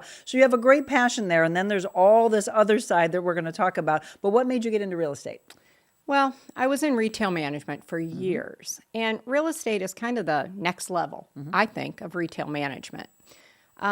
There's a difference. Every day is different. There's no 2 days alike in real estate. Nope. You meet a lot of people. I love my clients. I love the houses. There's challenges. There's rewards for the buyers, for the sellers. Every day is different. You learn people, you learn techniques. You can really help everyone, buyers, sellers, even just people that need guidance on things in I real love estate. this though, Susan. So you just mentioned you've been in it for 26 years and she's extremely successful with this. In fact, she opened up her own service, right, to really serve the community. But people might look at you and say, okay, you've been in the business for so long, you probably aren't going to be able to help me with a $20,000 house or a $50,000 house. You do $20,000 all the way up to millions. Absolutely. Absolutely. We have worked with clients, their kids, kids, all the way through the process. Yeah. So there's nothing too small. There's nothing too big. Everything, we do it all. We do it from land to residential to condos, villas, from the first house to the last house. Right. I found something the other day on social media and it said, it was like a side by side, and it said it was talking about real estate, and it said something about, oh, I want to get into real estate because it's an easy check, and yeah, it'll just be fun. There's not a lot I have to do. I was like, what? That's so not true. I saw that is so not true, right? It is. You don't know where that paycheck's coming from. You don't know what's going to happen today, and from like very early morning hours and very late at night, it is go go go. It is. You know, real estate's a career. It's absolutely not a 9-to-5 job. Yep. In fact, you find yourself starting your day with just checking in on kind of the fires that you need to put out. You end your night with, how is my day going to be planned, what you can plan. But remember, there's people who pop up that want to take a look at a house. There's people who want to talk to you about a house. There's people who need coaching. I've had clients this past year that legitimately were clients for 10 years, deciding if they wanted to sell, deciding what they needed to do to get prepped to sell, whatever the scenario is. So this isn't, I'm going to go visit a client, then I'm going to list their house, then we're going to sell it the next day. This is cultivation of how the business goes. So, you're in it. So it's an investment. And of your you've been in, time. we're going to talk about the support side also that Wade provides with this. You've been in it, but you also have been asked, which I think is awesome, to contribute from a national standpoint to a national TV show. You also do your own show. So when did you see the importance of the media side? Well, probably from the beginning. We really have always tried to give back. So sometimes you don't think about giving back by doing shows or giving back by doing community service. You think, what is giving back? So sometimes it's just giving the support, and sometimes it is getting in front of people. If you can just teach people a few facts, it increases what their value is in real estate. They can make better decisions when it comes to home improvements. But you're just kind of all around. You're doing it for yourself, of course, cultivating your business in real estate, growing your business, but you're also helping everybody that listens to you through the process. You're becoming that instant expert. Right. Well, and you have to have that kindness. We always talk about kindness on the show. So we're going to take a quick break. We're going to talk about the real estate side and how she loves all that, but how, because a lot of you might know the Brewers for all of their other businesses in Cottleville. So when did that shift come? And you want pizza, you want barbecue, you want ice cream, you want great shopping. They provide all that for you, and there's even something more to come right around the corner. So we're going to talk about all that. Don't go anywhere. Susan and Wade Brewer, our guests, when we return.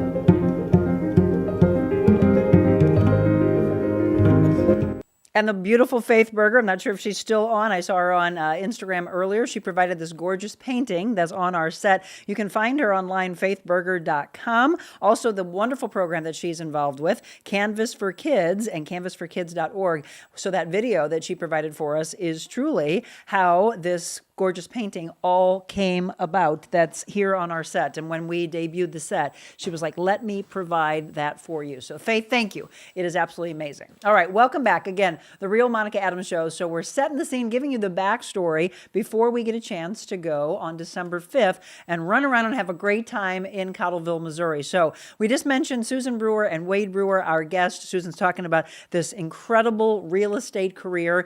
Then, is it 2014 when you decided to open Plank Road Pizza? Yes. So how does this all come about? Oh gosh, let's start from a few years before that. So I love this building and we missed it. It went up for sale really briefly. My daughter was getting married. Wade's driving by. He says, the building you love, they just put a sign out front. And I can't stop. I'm taking the girls to get their hair done. He had my daughter, her friends, the bridesmaids, everybody in the car. He goes, I'll try to go when I bring them back. But he's got carloads of girls to go get their hair and makeup done. And he comes back, the sign's gone. It's like, oh, Wah, wah. all right, it's done. So here it comes around again. So the gentleman is going to sell it. He's going to sell this building. He comes in, and I know him from Cottleville, of course. And he comes in, he says, I wanna sell this building. And I said, oh, hey, I've always wanted that building. And he said, well, let's talk. And so we sit down and talk, and I make him an offer. And he says, well, I think I just want to see if I can get more money for it. I said, absolutely. I agree, you should. And so we put it on the market, and we get, an offer, we get a rental, we get the whole thing. We hold it open. We do the whole real estate gamut of things. And we're into it for a couple weeks, maybe 30 days, whatever it is. And he comes back in. His partner comes back in, the whole bit. He's got a couple of owners involved in this. And he sits down and he says, is your offer still on the table? And I said, yeah. And he goes, well, can you close at this specific time? And I said, yeah. And he said, okay, let's do it. And here we are. Here we are. Well, now what are we going to do with this right. building?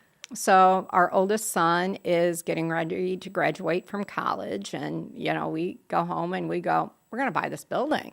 And you need to put your big boy pants on. That was exactly what we said. And what are you going to do? And you need to make up a decision on what your career path's going to be. And we're going to buy this building. If it falls into what your career path is, let's do something. And we saw a real need in Cottleville. There wasn't much. Right. We mentioned that earlier in our last segment. There wasn't even this main street that we all know. No.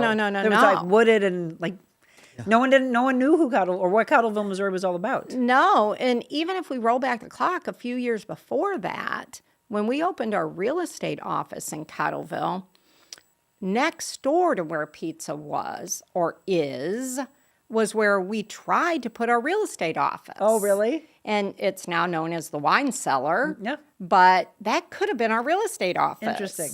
But, we went down the street a little bit because of how things were lying out with buying the buildings. So anyway, Andrew comes back and he says, I think I want to do pizza. And he loved making pizza. And we did it as a family out on our grill. We, kind of enjoyed all of that kind. And so here he goes. We're working on recipes and he's working on recipes. And we're like, we're in. So we worked on the building, got it all done, and there went Plank Road Pizza. And so it has been voted the best pizza in St. Charles County. How many times? Numerous times. Yeah. So we went there. You provided us some beautiful pictures and videos of this. And I watched the cheese bubbling up in this one video and I'm like, oh my God, I want pizza. Last night, I wanted pizza so bad, Wade. So we had a get together there. The very first time I ever had it was a couple years ago. And my husband's like, why haven't we been here? And I'm like, exactly. It is fantastic. So let's bring Wade into the conversation, by the way. So first of all, the support system, I think, is everything, right? So we can't do what we do well without a great supportive spouse. What does her success, her passion, what she wants for the community mean to you? We live it every day, and we have for 20 plus years. So my real estate career started when she lied to me and said we wouldn't be busy during the holidays because we would both come from retail. And she said, why don't we work together in real estate? It will be nice during the holidays. We won't be as busy as we are. It was a total lie. We're usually busier.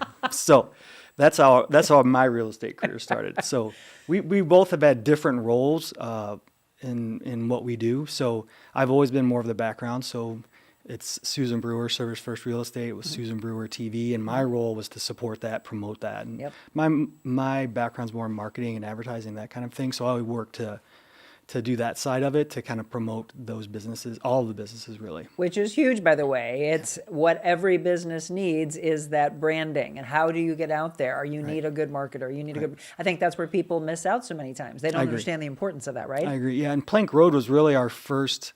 There's never really been a print ad for Plank Road Pizza. It was kind of my experiment. Could we do it all on social and all electronic? So, and all of our Cottleville stuff has kind of been that way, but Plank Road Pizza was kind of my personal experiment in that route. So why do you think you get number one in St. Charles County? What do you think stands out with Plank Road than anybody else? We were really the first artisanal pizza in St. Charles County, and so it was new. We fought it actually for a while. Like, why are your pizzas so small? Why is your sauce not sweet? Why is so?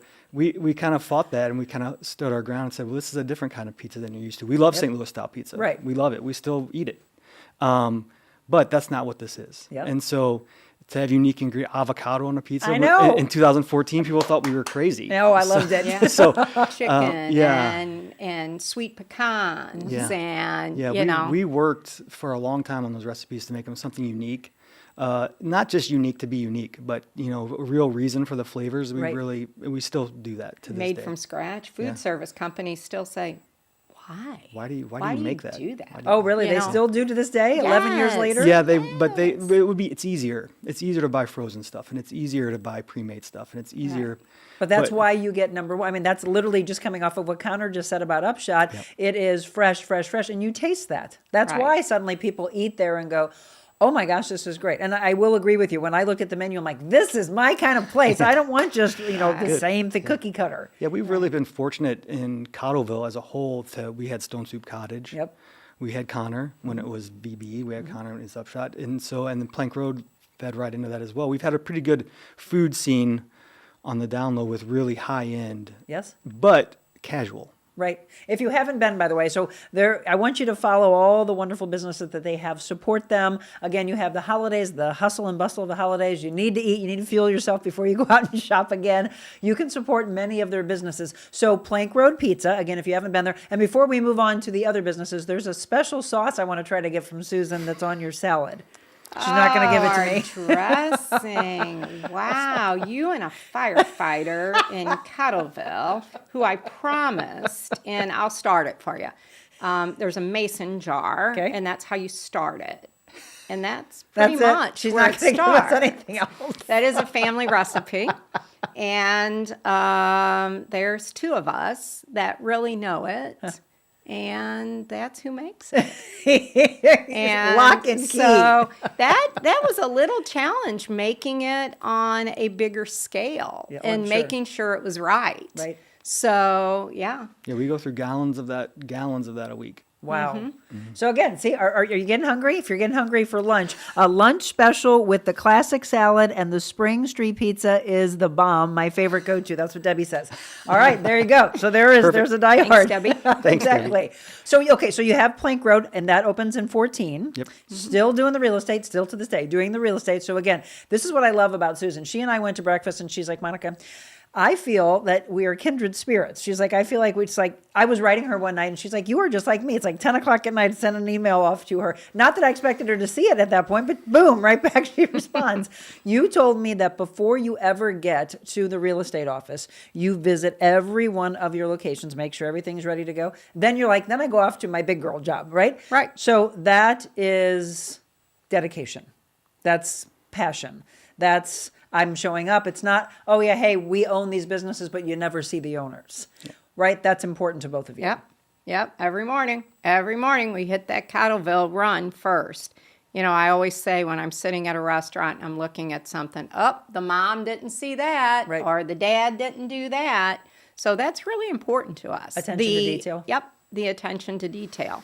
And the general public knows that. You know, when we were doing Plank Road, and just working on it, the neighboring people around us would say, when I want to sell, I want you to buy our property, because they knew we would care for it the way that they were watching us work towards a vision of what we would see for Cottleville or could see for Cottleville. So, And you mentioned the building itself and how much you love the building. You own how many historic buildings? 5. 5? Well, Well, 4 historic buildings Right. and 5 buildings. 5 buildings, but Well, 4 historic. Real estate office was a log cabin. Well, yeah. It's okay. probably not deemed historic, but it's really in a It historic started out as a shell. log cabin for sure. And so your location, your real estate, is it right next to Oh My Posh? Yes. Right, so we featured Oh My Posh yesterday, which we will be Yep. going to on the 5th as well. So if you're driving around this area and you're like, oh, yeah, I've been to that, and so we're showing you some video. I was mentioning the barbecue, so that closed in February, and what you're seeing right now, that just moved. So that is Cookies and Cream, which used to be in the old Stone Soup Cottage Right, building. right. So you moved that. We did. You still do, did you say some catering aspects? We do. Okay, We do of the do barbecue. some catering of the barbecue. Barbecue really had a hard shot. It opened right at COVID. Oh. And, everything kind of was that, the cost, the food, the people, you didn't get that big oomph to it. Right. Everybody is just, oh, we loved it. When are you going to bring it back? What are you going to do? Well, you can still get our barbecue From a on the Oak catering Street Yep. Pizza. Oh, well, so yeah. we still have the smoker going. Yep. And so we still have that coming into Plank Road, which was really, a big deal to us. But we do some personalized catering for people. We did a big graduation party and weddings. Weddings, and yeah. In fact, Wade's got a transaction going right now that we catered her. Her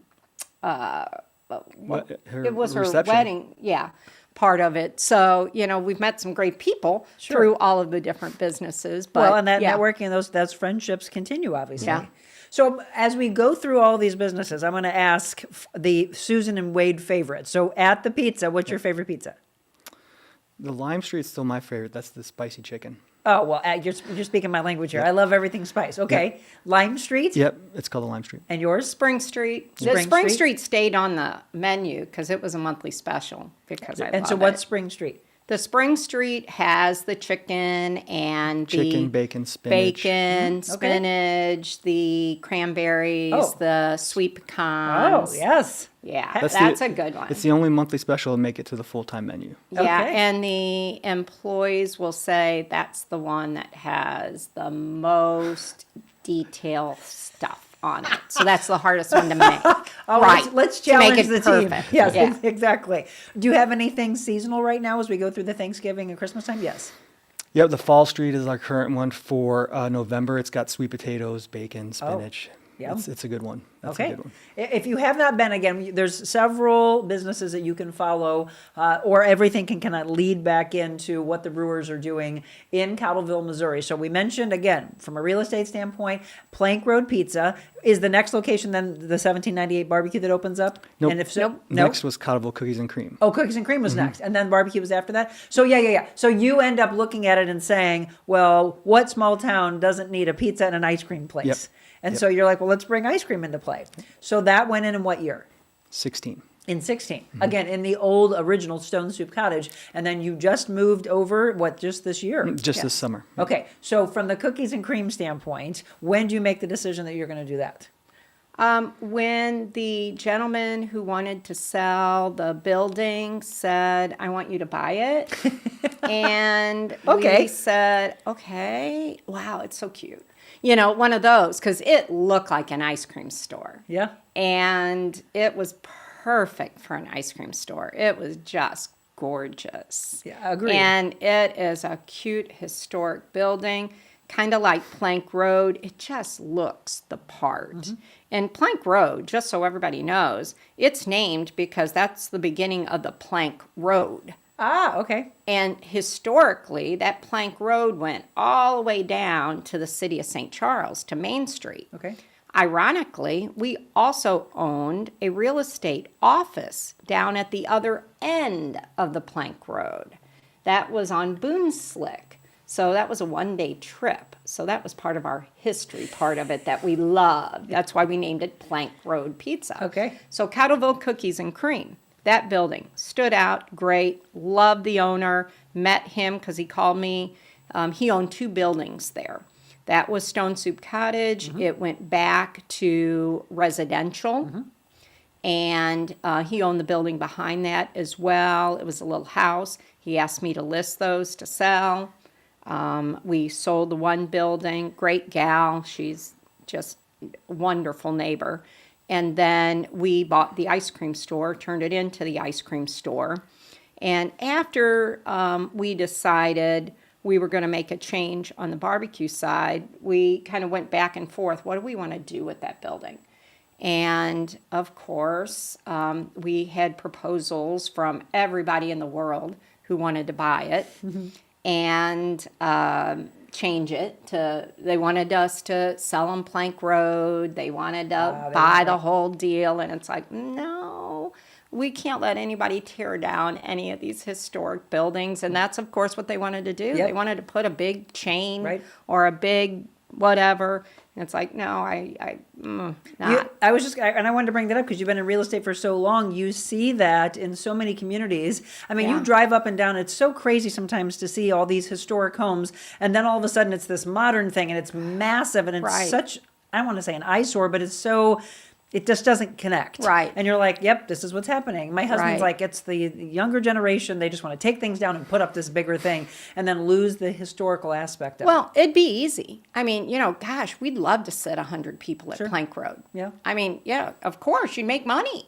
You can't make money sitting 23 people or 30 people. Right. In the wintertime. It's great when the patios are open and that. So, of course, tear it down, make it big. But you lose the quaint. Correct. And we're all about the quaint, what it should be. Amen. And so, it's like, so one of the employees of the ice cream store, and we had talked about, should we move ice cream up? That would be great, the whole bit.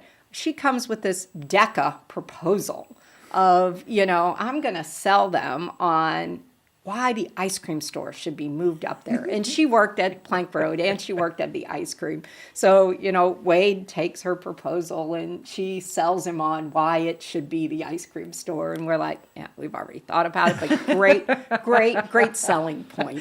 She's going to be good at marketing. That's Wade. right. That's right. She did her marketing spiel on the whole thing. So before we take a break, what's your favorite on the cookies and cream menu?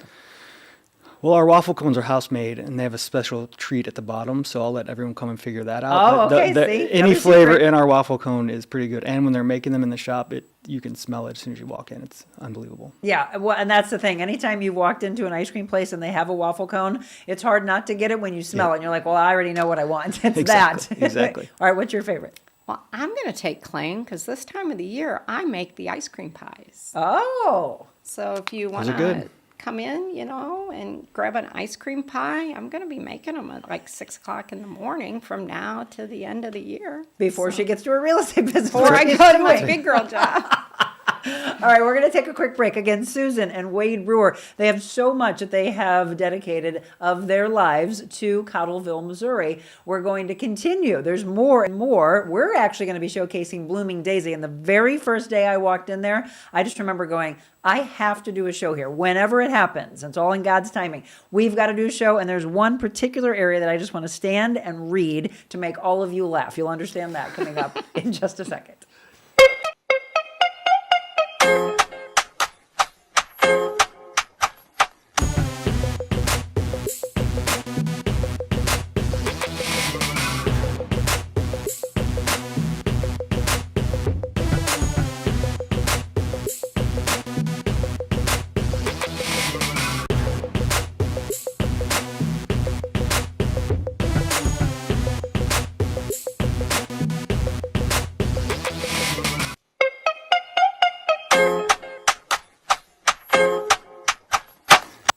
Welcome back. Again, the Real Monica Adams Show, shining the spotlight on Cottleville, Missouri. The backstory on these 2 days. Yesterday, we were talking about the Craft Cottage, Oh My Posh Boutique. Today, UpShot Coffee. And now we're talking about Blooming Daisy, Plank Road Pizza, cookies and cream, the real estate side of what Susan Brewer does as well. So much that they are giving to the community of Cottleville, Missouri. Before we continue on all the businesses, why Cottleville? Well, we came from right in St. Charles County. So, our 4 houses have been right in that area. Right. And I started out in real estate right near there. Mm-hmm. So it's kind of a no-brainer to be in that area. And so there it began, And you've seen this growth, which has been amazing. I mean, it's been in the news a lot of where people are going to park. Oh my gosh, there's so much. My husband and I looked at possibly, did he tell you? Yes. Buying in Cottleville Trails. And then he's like, I don't know where these, it's going to take 15 minutes just to get out of the subdivision. So you've seen that growth. Are you excited about it? Are you scared by it? Controlled growth is important. And I think as they move forward, I think they're going back and looking and really working towards making good decisions going forward and just, doing what they need to do from here forward to analyze. Sure. Yeah. Well, I like, again, if you haven't been in the area, and are there still people that are able to get into Cottleville Trails? Yes? Oh, yeah. So I just remember when it first came out, and in fact, it was literally, did he tell you the story about us driving in when? Not really. He was in his police vehicle, and I'm like, hey, you can't go. And he's like, I'm in a police car. I won't go. This was as it was literally just being built a dirt road, and I'm like, let's go back there and see what they're doing. But I had heard so many people were writing me saying, oh, there's going to be lakes and it's a walking trail. I'm like, well, that sounds right up my alley, right? I love the concept of it. It just wasn't our time at the time. But it for those of you that think, oh, yeah, it's one of those subdivisions where there's only one way out. No, you can go out towards the Page Extension or you can come in towards the main area of Cottleville. But I always see a positive in the growth of the residential side, the growth from the business side as well. And you two have really blood, sweat, and tears, put your time and efforts into Cottleville, and you just keep growing. So you have this vision of let's buy the building, let's do Plank Road. Then you have Cookies and Cream. Then, when does Blooming Daisy open? Well, we met the Blooming Daisy owners years before we bought the business. Okay. There, or bought the building. And we actually tried to sell that building for years. Oh, really? Yeah. He was part of the historic committee at one point. Okay. And it was just a rock road. It didn't connect. Right. And when we started looking in Cottleville, there wasn't much there. When we decided, hey, we're going to do some things. In fact, where Conor, UpShot, his building is, that building was up on Highway N. And we looked at that building before it was moved back. And that would have been the ice cream store. So, in hindsight, all of these could have, would have, should have, would have maybe changed the whole dynamic of Cottleville, needless to say. So where Blooming Daisy was a residence. Okay, I didn't know that. We had met the gentleman who owned it, great guy, and his wife. We tried to sell the home and just didn't have the right buyer. We had a couple of people and just wasn't the right time, wasn't the right price, wasn't the right buyer, didn't have insight. Road didn't go through, nothing really connected. And if you looked at pictures of it, it really just was nothing. It was just a house that sat there. People didn't see the potential.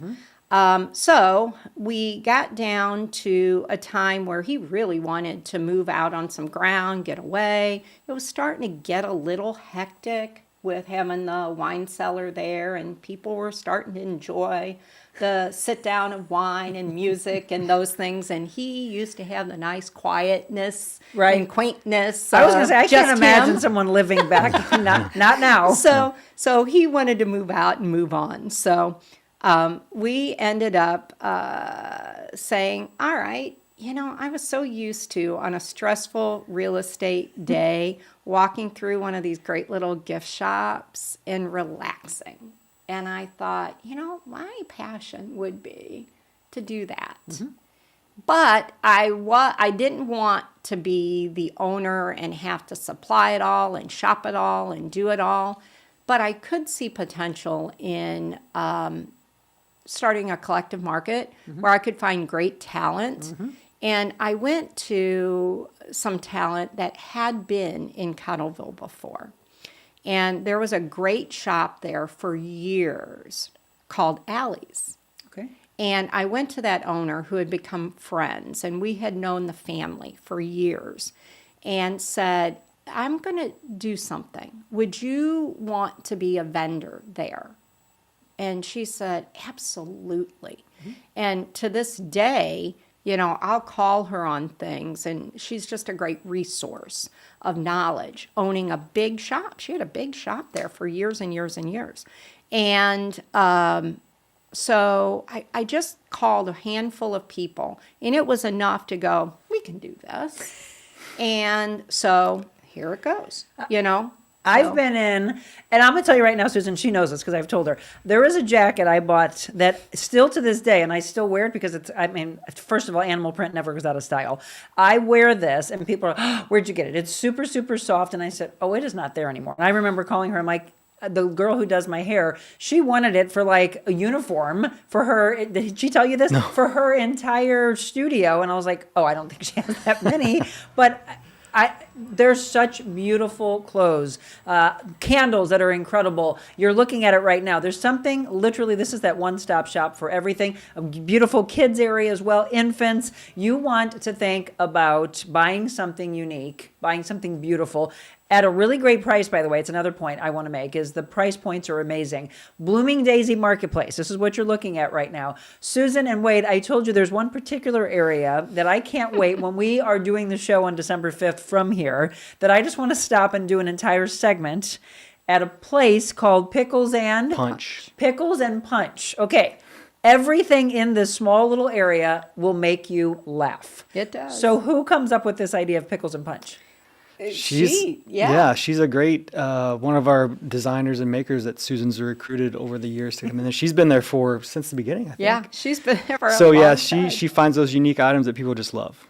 They're hilarious. So I'm talking about from cups, and you read, sure, there's some kitschy things. There it is right there. There's some kitschy things that you will read, and you're like, oh yeah, I've seen some of this before. No, you haven't. Like, look right there. So there's so many funny items that my cheeks hurt. I was the best ab workout I've ever had. For sure. And my husband's like, where are you? And I'm like, just listen for the laughter. Right. You get that, I bet you, from a lot of people. I do. You can tell when people are Stop shopping there. that section because they're laughing. My favorite cup there Is? was, sorry, I'm late. I didn't want to come. I remember And that. it was so cute. I gave it to my daughter for her birthday. And I thought, oh yeah, that is so fitting. I don't feel like adulting today. I know. You just saw Teenage Daughter Survivor. Yeah. Okay, so you trust me, I will grab several of those and we will read from those just to make you all laugh. If you're having a bad day on December 5th, this one alone will make you happy. Is there that's probably like picking a favorite child. Is there a favorite area of Blooming Daisy that you love? No, you got to walk Yeah, I it was gonna say. several times because there's something new there every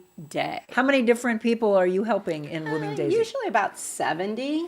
And we've had vendors get signed by Magnolia with Chip and Joanna Gaines. We've had a vendor who is so shy that she had never been in a shop before, just opened her own shop down on Main Street. We've had many that have started with us who have branched out to their own stores. We've had one that was signed with Target. Oh, wow. That sells product for Target stores That's now. gotta make you too proud. So we have incubated, I can't even tell you how many people. So many local makers, yeah. That it's amazing to watch, giving them a little bit of support, giving them a little bit of guidance, how well they can do. And some of them are just great on their own. Right. They don't need anything Right. except some brick and mortar spot Yep. to be house- able to show off their products. But how cool to be able to have somebody going, I don't know if I believe myself. Okay, but Susan and Wade said I can do this, right? They're going to give me this little jump start, and then boom, look what happens, right? It's like a bunch of little kids that you have. It is. And we look at it differently. There's a lot of shop owners out there that are shop owners, but I'm a real estate agent. Yep. So I can assess your sales and figure you're not cutting it where I think you should. You need a smaller section or a bigger section because this amount of real estate and this amount of product. So, I look at it like that. So I'll go to my vendor and go, you need to move. This, you're not getting the spotlight where you're at. Can I try you somewhere else? Oh, I love that. And they'll say, yeah, please do. That you goes know? back to your vision. So, looking at it from a different perspective sometimes, I think is what made us very successful as a shop. Again, if you're just tuning in and you've missed any of this show, that's the beauty of streaming. I know you all have to rush off to work and you're bouncing in and out, but I want you to know the backstory before we go to have fun. I love our mobile Monicas, but one of the things that we always love to do is say, let's sit down. Let's hear the passion, the blood, sweat, tears, the entrepreneurial spirit, which helps inspire so many of you to say, okay, wow, I've got this burning desire in me. I want to do this. And I love those stories. Let us know a guest that's really made you say, okay, it's my time. It's my time to do that. We're going to take a break. When we come back, there's something exciting coming. All right, right around the holidays. For those of you who used to go into the old cookies and cream location, what is coming there? We're going to let you know that answer when we return.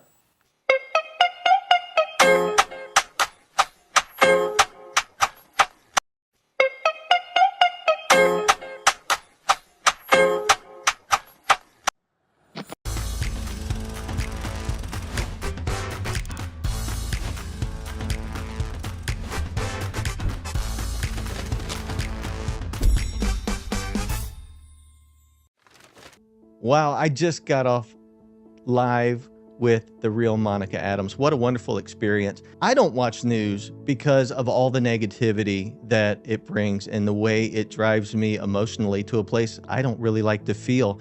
So to be a part of a show that has a sole purpose of bringing positivity to the community, and then with the desire to just build people up, it has been one of the greatest joys, one of the greatest experiences that I've had a chance to be a part of when it comes to being a guest. This studio, it is fantastic. As I watched my show before I came in, I saw the lighting and I was impressed by the way this room is lit, but it is so warm and comforting to be in here. Whether you're a guest or a viewer, this show is a must watch, a must be a part of, and just continue doing great things out there, Monica. You are changing lives every day.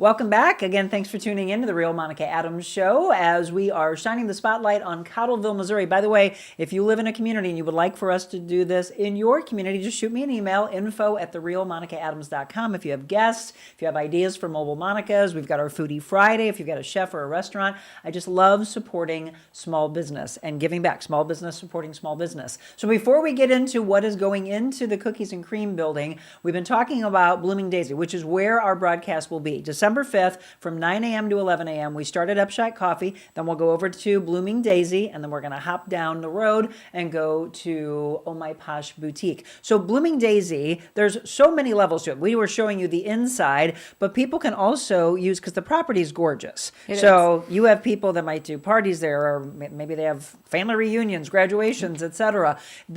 What is the property like space-wise? How many acres is it? It's about 3.5 acres. 3.5 acres, yeah. So if you've never been, you need to go. And so you see some pictures of people that have, again, said, yeah, I want to have a wedding or a shower or a party, etc. there. Right outside of that, though, and I took a video of this the other day, is something they think is very special. Tell me about the sharing shed.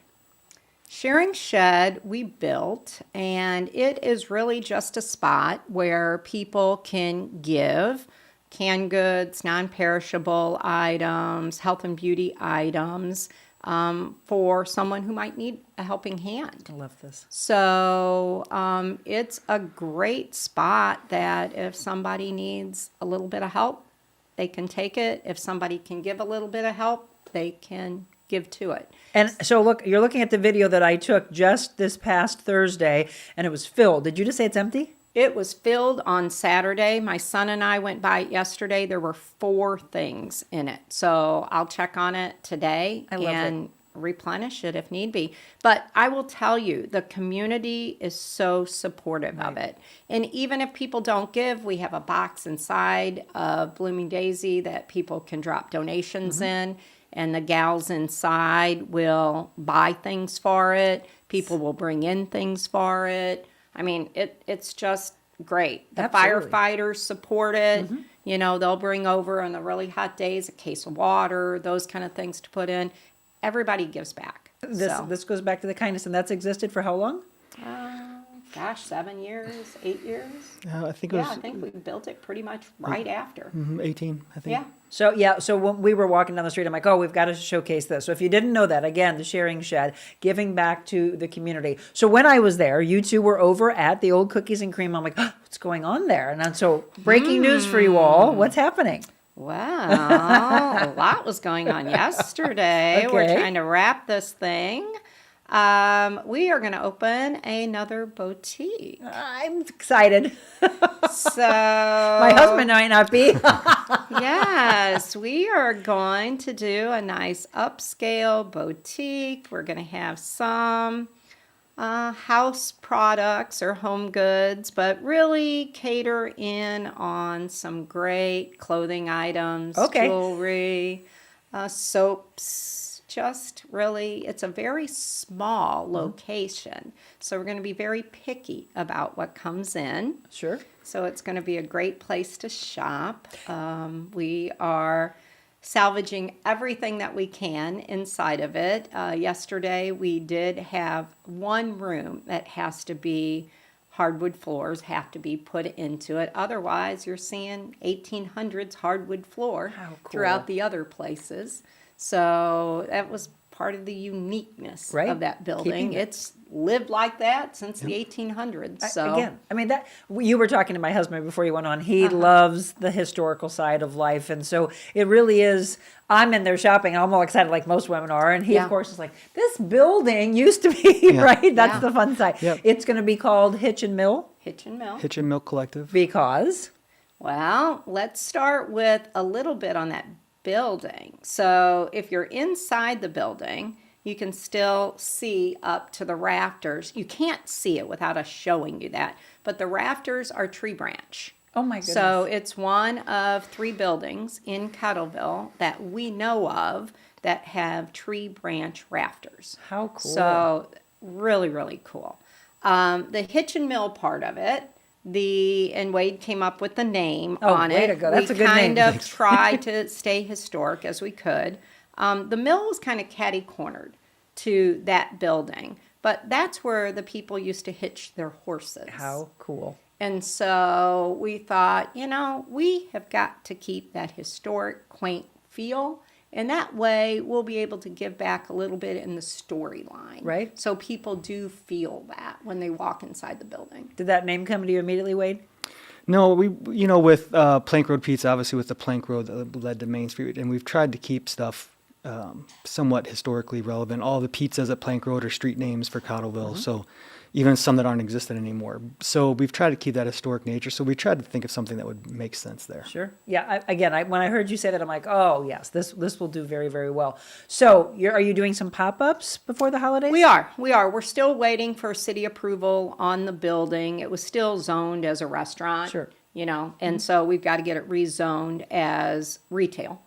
And so we're waiting for all of those approvals. So we're going to do some pop-ups. Cool. We're going to get it kind of open to the public so they can feel kind of the vibe that we're putting in. We've got family and our handyman in there trying to brush up on my vision of putting some finishing touches on it, changing out some light fixtures and, those kind of things, but not really doing contracting work on it, but doing the design work that we're going to change. Again, I want you to share this with everybody. Again, come back to this or tell your family and friends if they miss this part of the interview, come back and watch so that you can see all the development that's happening in Cottleville. And if you haven't been in a long time, you moved out of the area, you're coming back for the holidays, tell your family and friends, hey, let's go down to Cottleville. It really is just such a beautiful place, walk around, and so many businesses that you get a chance to support. Before we wrap up, for those of you that have been like, I just love what the Brewers are doing in Cottleville, I want you to know things about them that maybe you wouldn't know. First of all, they've talked about their family. They have 3 married children, 2 daughters, Jennifer and Amanda, their son Andrew, and their youngest son Cole, who is a freshman at MIZ. COU. Thank you. All graduates of Francis Howell. Big supporters, by the way, of Francis Howell for many, many, many years. 6 grandchildren, Mason and Raven, Caleb and Camden, Lily and Lucas, and we're looking at some beautiful pictures of the family. She mentioned earlier they live in St. Charles County. In fact, they've lived in 4 homes just within a few miles of each other. They own 4 historic buildings in Cottleville, but as Wade said, hey, there's a log cabin where the real estate office is, so we might have that considered to be historic as well.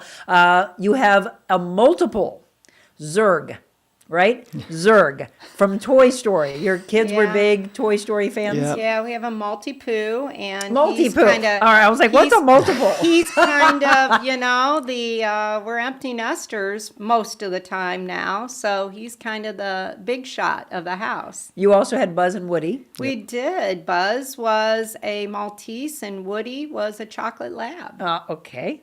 Again, love the dog loving aspect. Yeah. You all vacation together. You have a small quiet city you visit in Florida? We do. We go to Cape San Blas, Where's Florida. that? Well, our good friend that was a vendor at Blooming Daisy introduced us to Mexico Beach, which was hit really hard with Hurricane Michael. Okay. And so they rebuilt that all after 2018.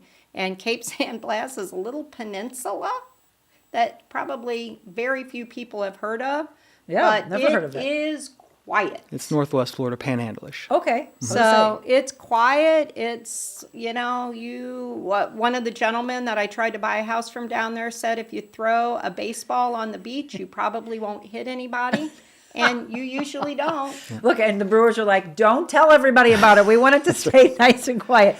Again, we're in the wrap-up of our show is spotlighting Cottleville before we get a chance to go to their locations. Holidays, very important to you. And here we are up against Thanksgiving and Christmas. What do the holidays mean to you? Family, a lot of food. My granddaughter just said the other day what she liked for Christmas Eve to eat.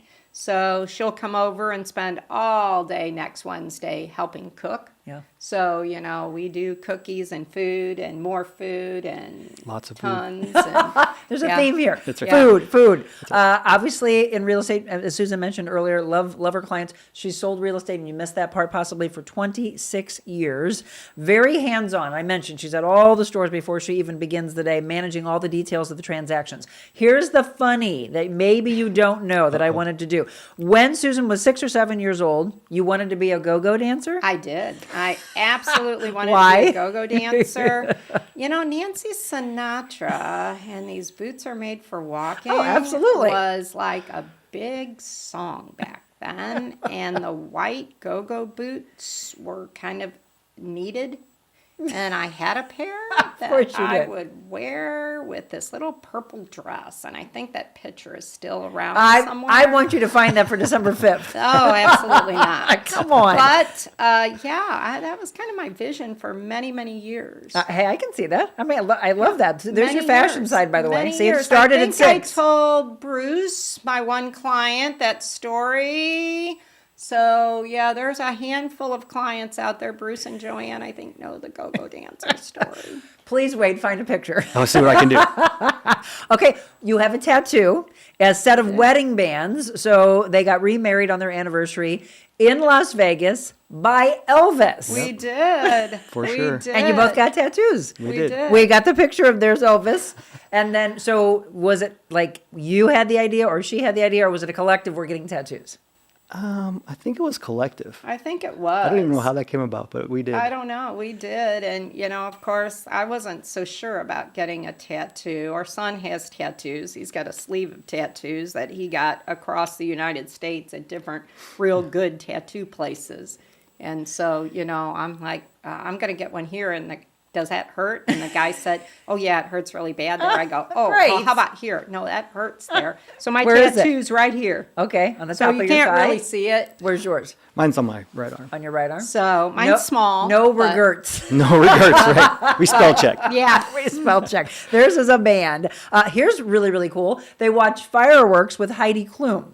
Yes. When had was churros. this? And had churros and chocolate chip cookies That's right. with it. We were at Disneyland. She ate churros and chocolate chip cookies. I will make no claim to what she ate. I was just going to say. So we were at the Disneyland Resort, and we were on the concierge floor in their little, where you had food, desserts and that. And so we were sitting there with our son and our younger son, and so we're all sitting there watching fireworks, and here comes a family in, and the kids sit down right next to our kids, share the chair. Yep. They're all sitting there sharing these chairs together and eating cookies off the same plate and doing the whole thing. And Wade goes, "Do you know who that is?" And I go, "What? Do you know who that is?" And I look and I go, "No." Then he goes, "It's Heidi Klum and her bodyguard, I think." And I look, and I guess it was her sister and her bodyguard and her kids. And her kids were really, you could tell they were her kids. And you could tell it was her. Yeah. She just didn't have makeup on. She wasn't all done up and Right. everything. And so it's like, get a picture. Well, you know, we're talking, our son that's 19 at Mizzou now was 6, maybe, 5, 6, whatever. So they're all sitting here eating chocolate chip cookies together. So what a cool story. That was fun. And I said, We recently saw our son on a show, and he runway model. Yeah, and we're like, we had chocolate chip cookies. Exactly. Yeah. He's a model now. We remember when. All right, and then the last part, which is pretty amazing. They flew just 2 days after 9/11. There were only 7 people total on the plane. The pilot took their son into the cockpit, which is pretty much the pilot said, "Do this because you'll never get this chance again," right? Yep, he said, "You'll never get to do this again." Right. My mom and our in-laws were just, "You can't fly." And we said, "We have this vacation booked." And we were going to Naples. Mm-hmm. And they said, "You can't fly." We said, "We're going. It's going to be safer now than it's ever going to be." Very true. And, you know, we got on the plane, and here, he took him in. We didn't get to go. He did. How cool. But, yeah. Does he remember? Yeah, he was old enough to remember. Yeah. What an amazing experience. Yeah. Again, these are the fun things. Maybe you don't know. That allows you to kind of sit there and talk as you're having a really great piece of pizza, Plank Road Pizza. You're going to have ice cream. So I am not eating anything probably for 24 hours before December 5th. Because I want to immerse myself in everything that UpShot Coffee has to offer, and then I'll work it off. I'll go over and shop at Blooming Daisy Marketplace, and then we'll go over and shop at UpShot Boutique, and then I'm going to stay Oh My Posh Boutique. Sorry, we'll stay in the area, and then I'll come back over and have some pizza and ice cream. Sound good? Perfect Cottleville day. I love it. You too. Thank you. Thank you for the backstory. Again, so much that they are providing for Cottleville, Missouri. All right, we are going to wrap up with your devotional. I'm going to let, who wants to pick the book, Wade or Susan? It's our... You can put. All right, so it's 100 Days to Freedom books, okay? Ready? So what do we need freedom from? In business and personal, in our world, from fear and anxiety, from shame, from depression, anger, or overeating? How about anxiety? Fear and anxiety. All right. We are almost done with that book, by the way. I think we have just like 7 days left, and we will have freedom from it. Christy just said Maltese and Maltipoo are the best. Yeah. They agree. Agrees. Susan agrees. They agree. All right. Quick break, and when we come back, we'll read your devotional, and then we'll remind you again where you can follow all these wonderful businesses and when our show will be. So don't go anywhere.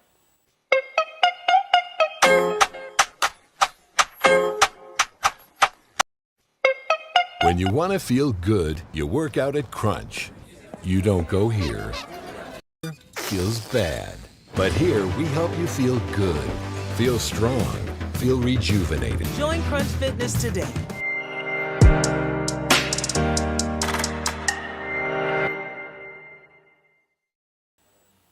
And welcome back. This was very funny. He almost chose overeat, but no, we want you to eat at their places. You can overeat, not feel bad about it. So day 93 is identity. For in him we live and move and exist. As some of your own poets have said, we are his offspring. So this is from Acts 17, verse 28. So when you talk about yourself, I like to do this one when I life coach. What do you say? Is it self-love? Do you describe your career roles, your family roles, your titles, perhaps a diagnosis?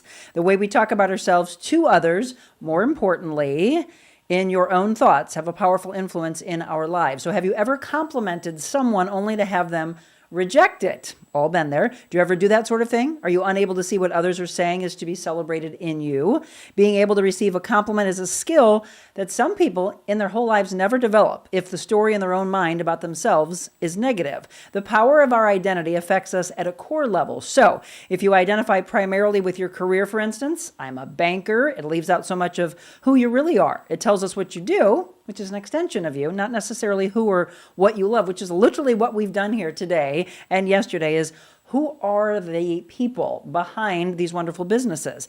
Okay, when we know who we are, when we accept who we are at this moment, we're able to be aware of our current need. When we feel afraid, we can identify the fear, ask for help, discern what we need in order to feel safe. There isn't any masking our true self. If we're doubtful of our value, we question our ability to make wise decisions. That in turn increases anxiety. So want to know your identity? You're first and foremost a child of the Most High God. He created you with gifts and talents and loves you so much, He gave His Son for your redemption. When you believe this to your core, you're receiving the truth about your identity. You'll be able to have peace with yourself and with others. Joyce Meyer said, if you accept what people call you, you will start to believe it. So find your identity in Christ, not in what others say. I like that. Here's your prayer. Thank you, Lord, for your grace and mercy. Help me know who I am in you and to accept your love and forgiveness in order to fulfill your call on my life. Amen. By the way, these books, a lot of people always want to know what we're reading from. They're 100 Days to Freedom from Stephen Arterburn. We have 6 days left to break people, Wade and Susan, of fear and anxiety. All right, we want to thank our guests today, our longer show today. So Susan and Wade Brewer, thank you again to Conor VanBusKirk with UpShot Coffee. More importantly, December 5th. Mark it on your calendar. Tell your family and friends. We're going to be there from 9 to 11. We start at UpShot Coffee. Then we're going to come over and shop at Blooming Daisy. And then we're going to hop on a golf cart and we're going to head down to Oh My Posh. We're going to take over Cottleville, Missouri with you as we celebrate what you've allowed us to do. 750 shows in less than 3 years, which is absolutely amazing. So from a social media standpoint, where's the best place for them to follow you? Where are you most active? All the businesses are pretty active on social media. You can find Susan Brewer everywhere at Susan Brewer Realtor, and then all their businesses' names on all the profiles. So Plant Crew Pizza. More Facebook, Instagram? Facebook and Instagram. Facebook and Instagram, yeah. So follow them, and you'll see all the really incredible things that they are doing. There you go. If you want to contact Susan, if you're like, hey, I need some help in real estate, there's some information for you to do so as well. Commercial, residential, etc. Blooming Daisy, there's the hours of operation at Blooming Daisy Marketplace, or go online to bloomingdaisymarketplace.com.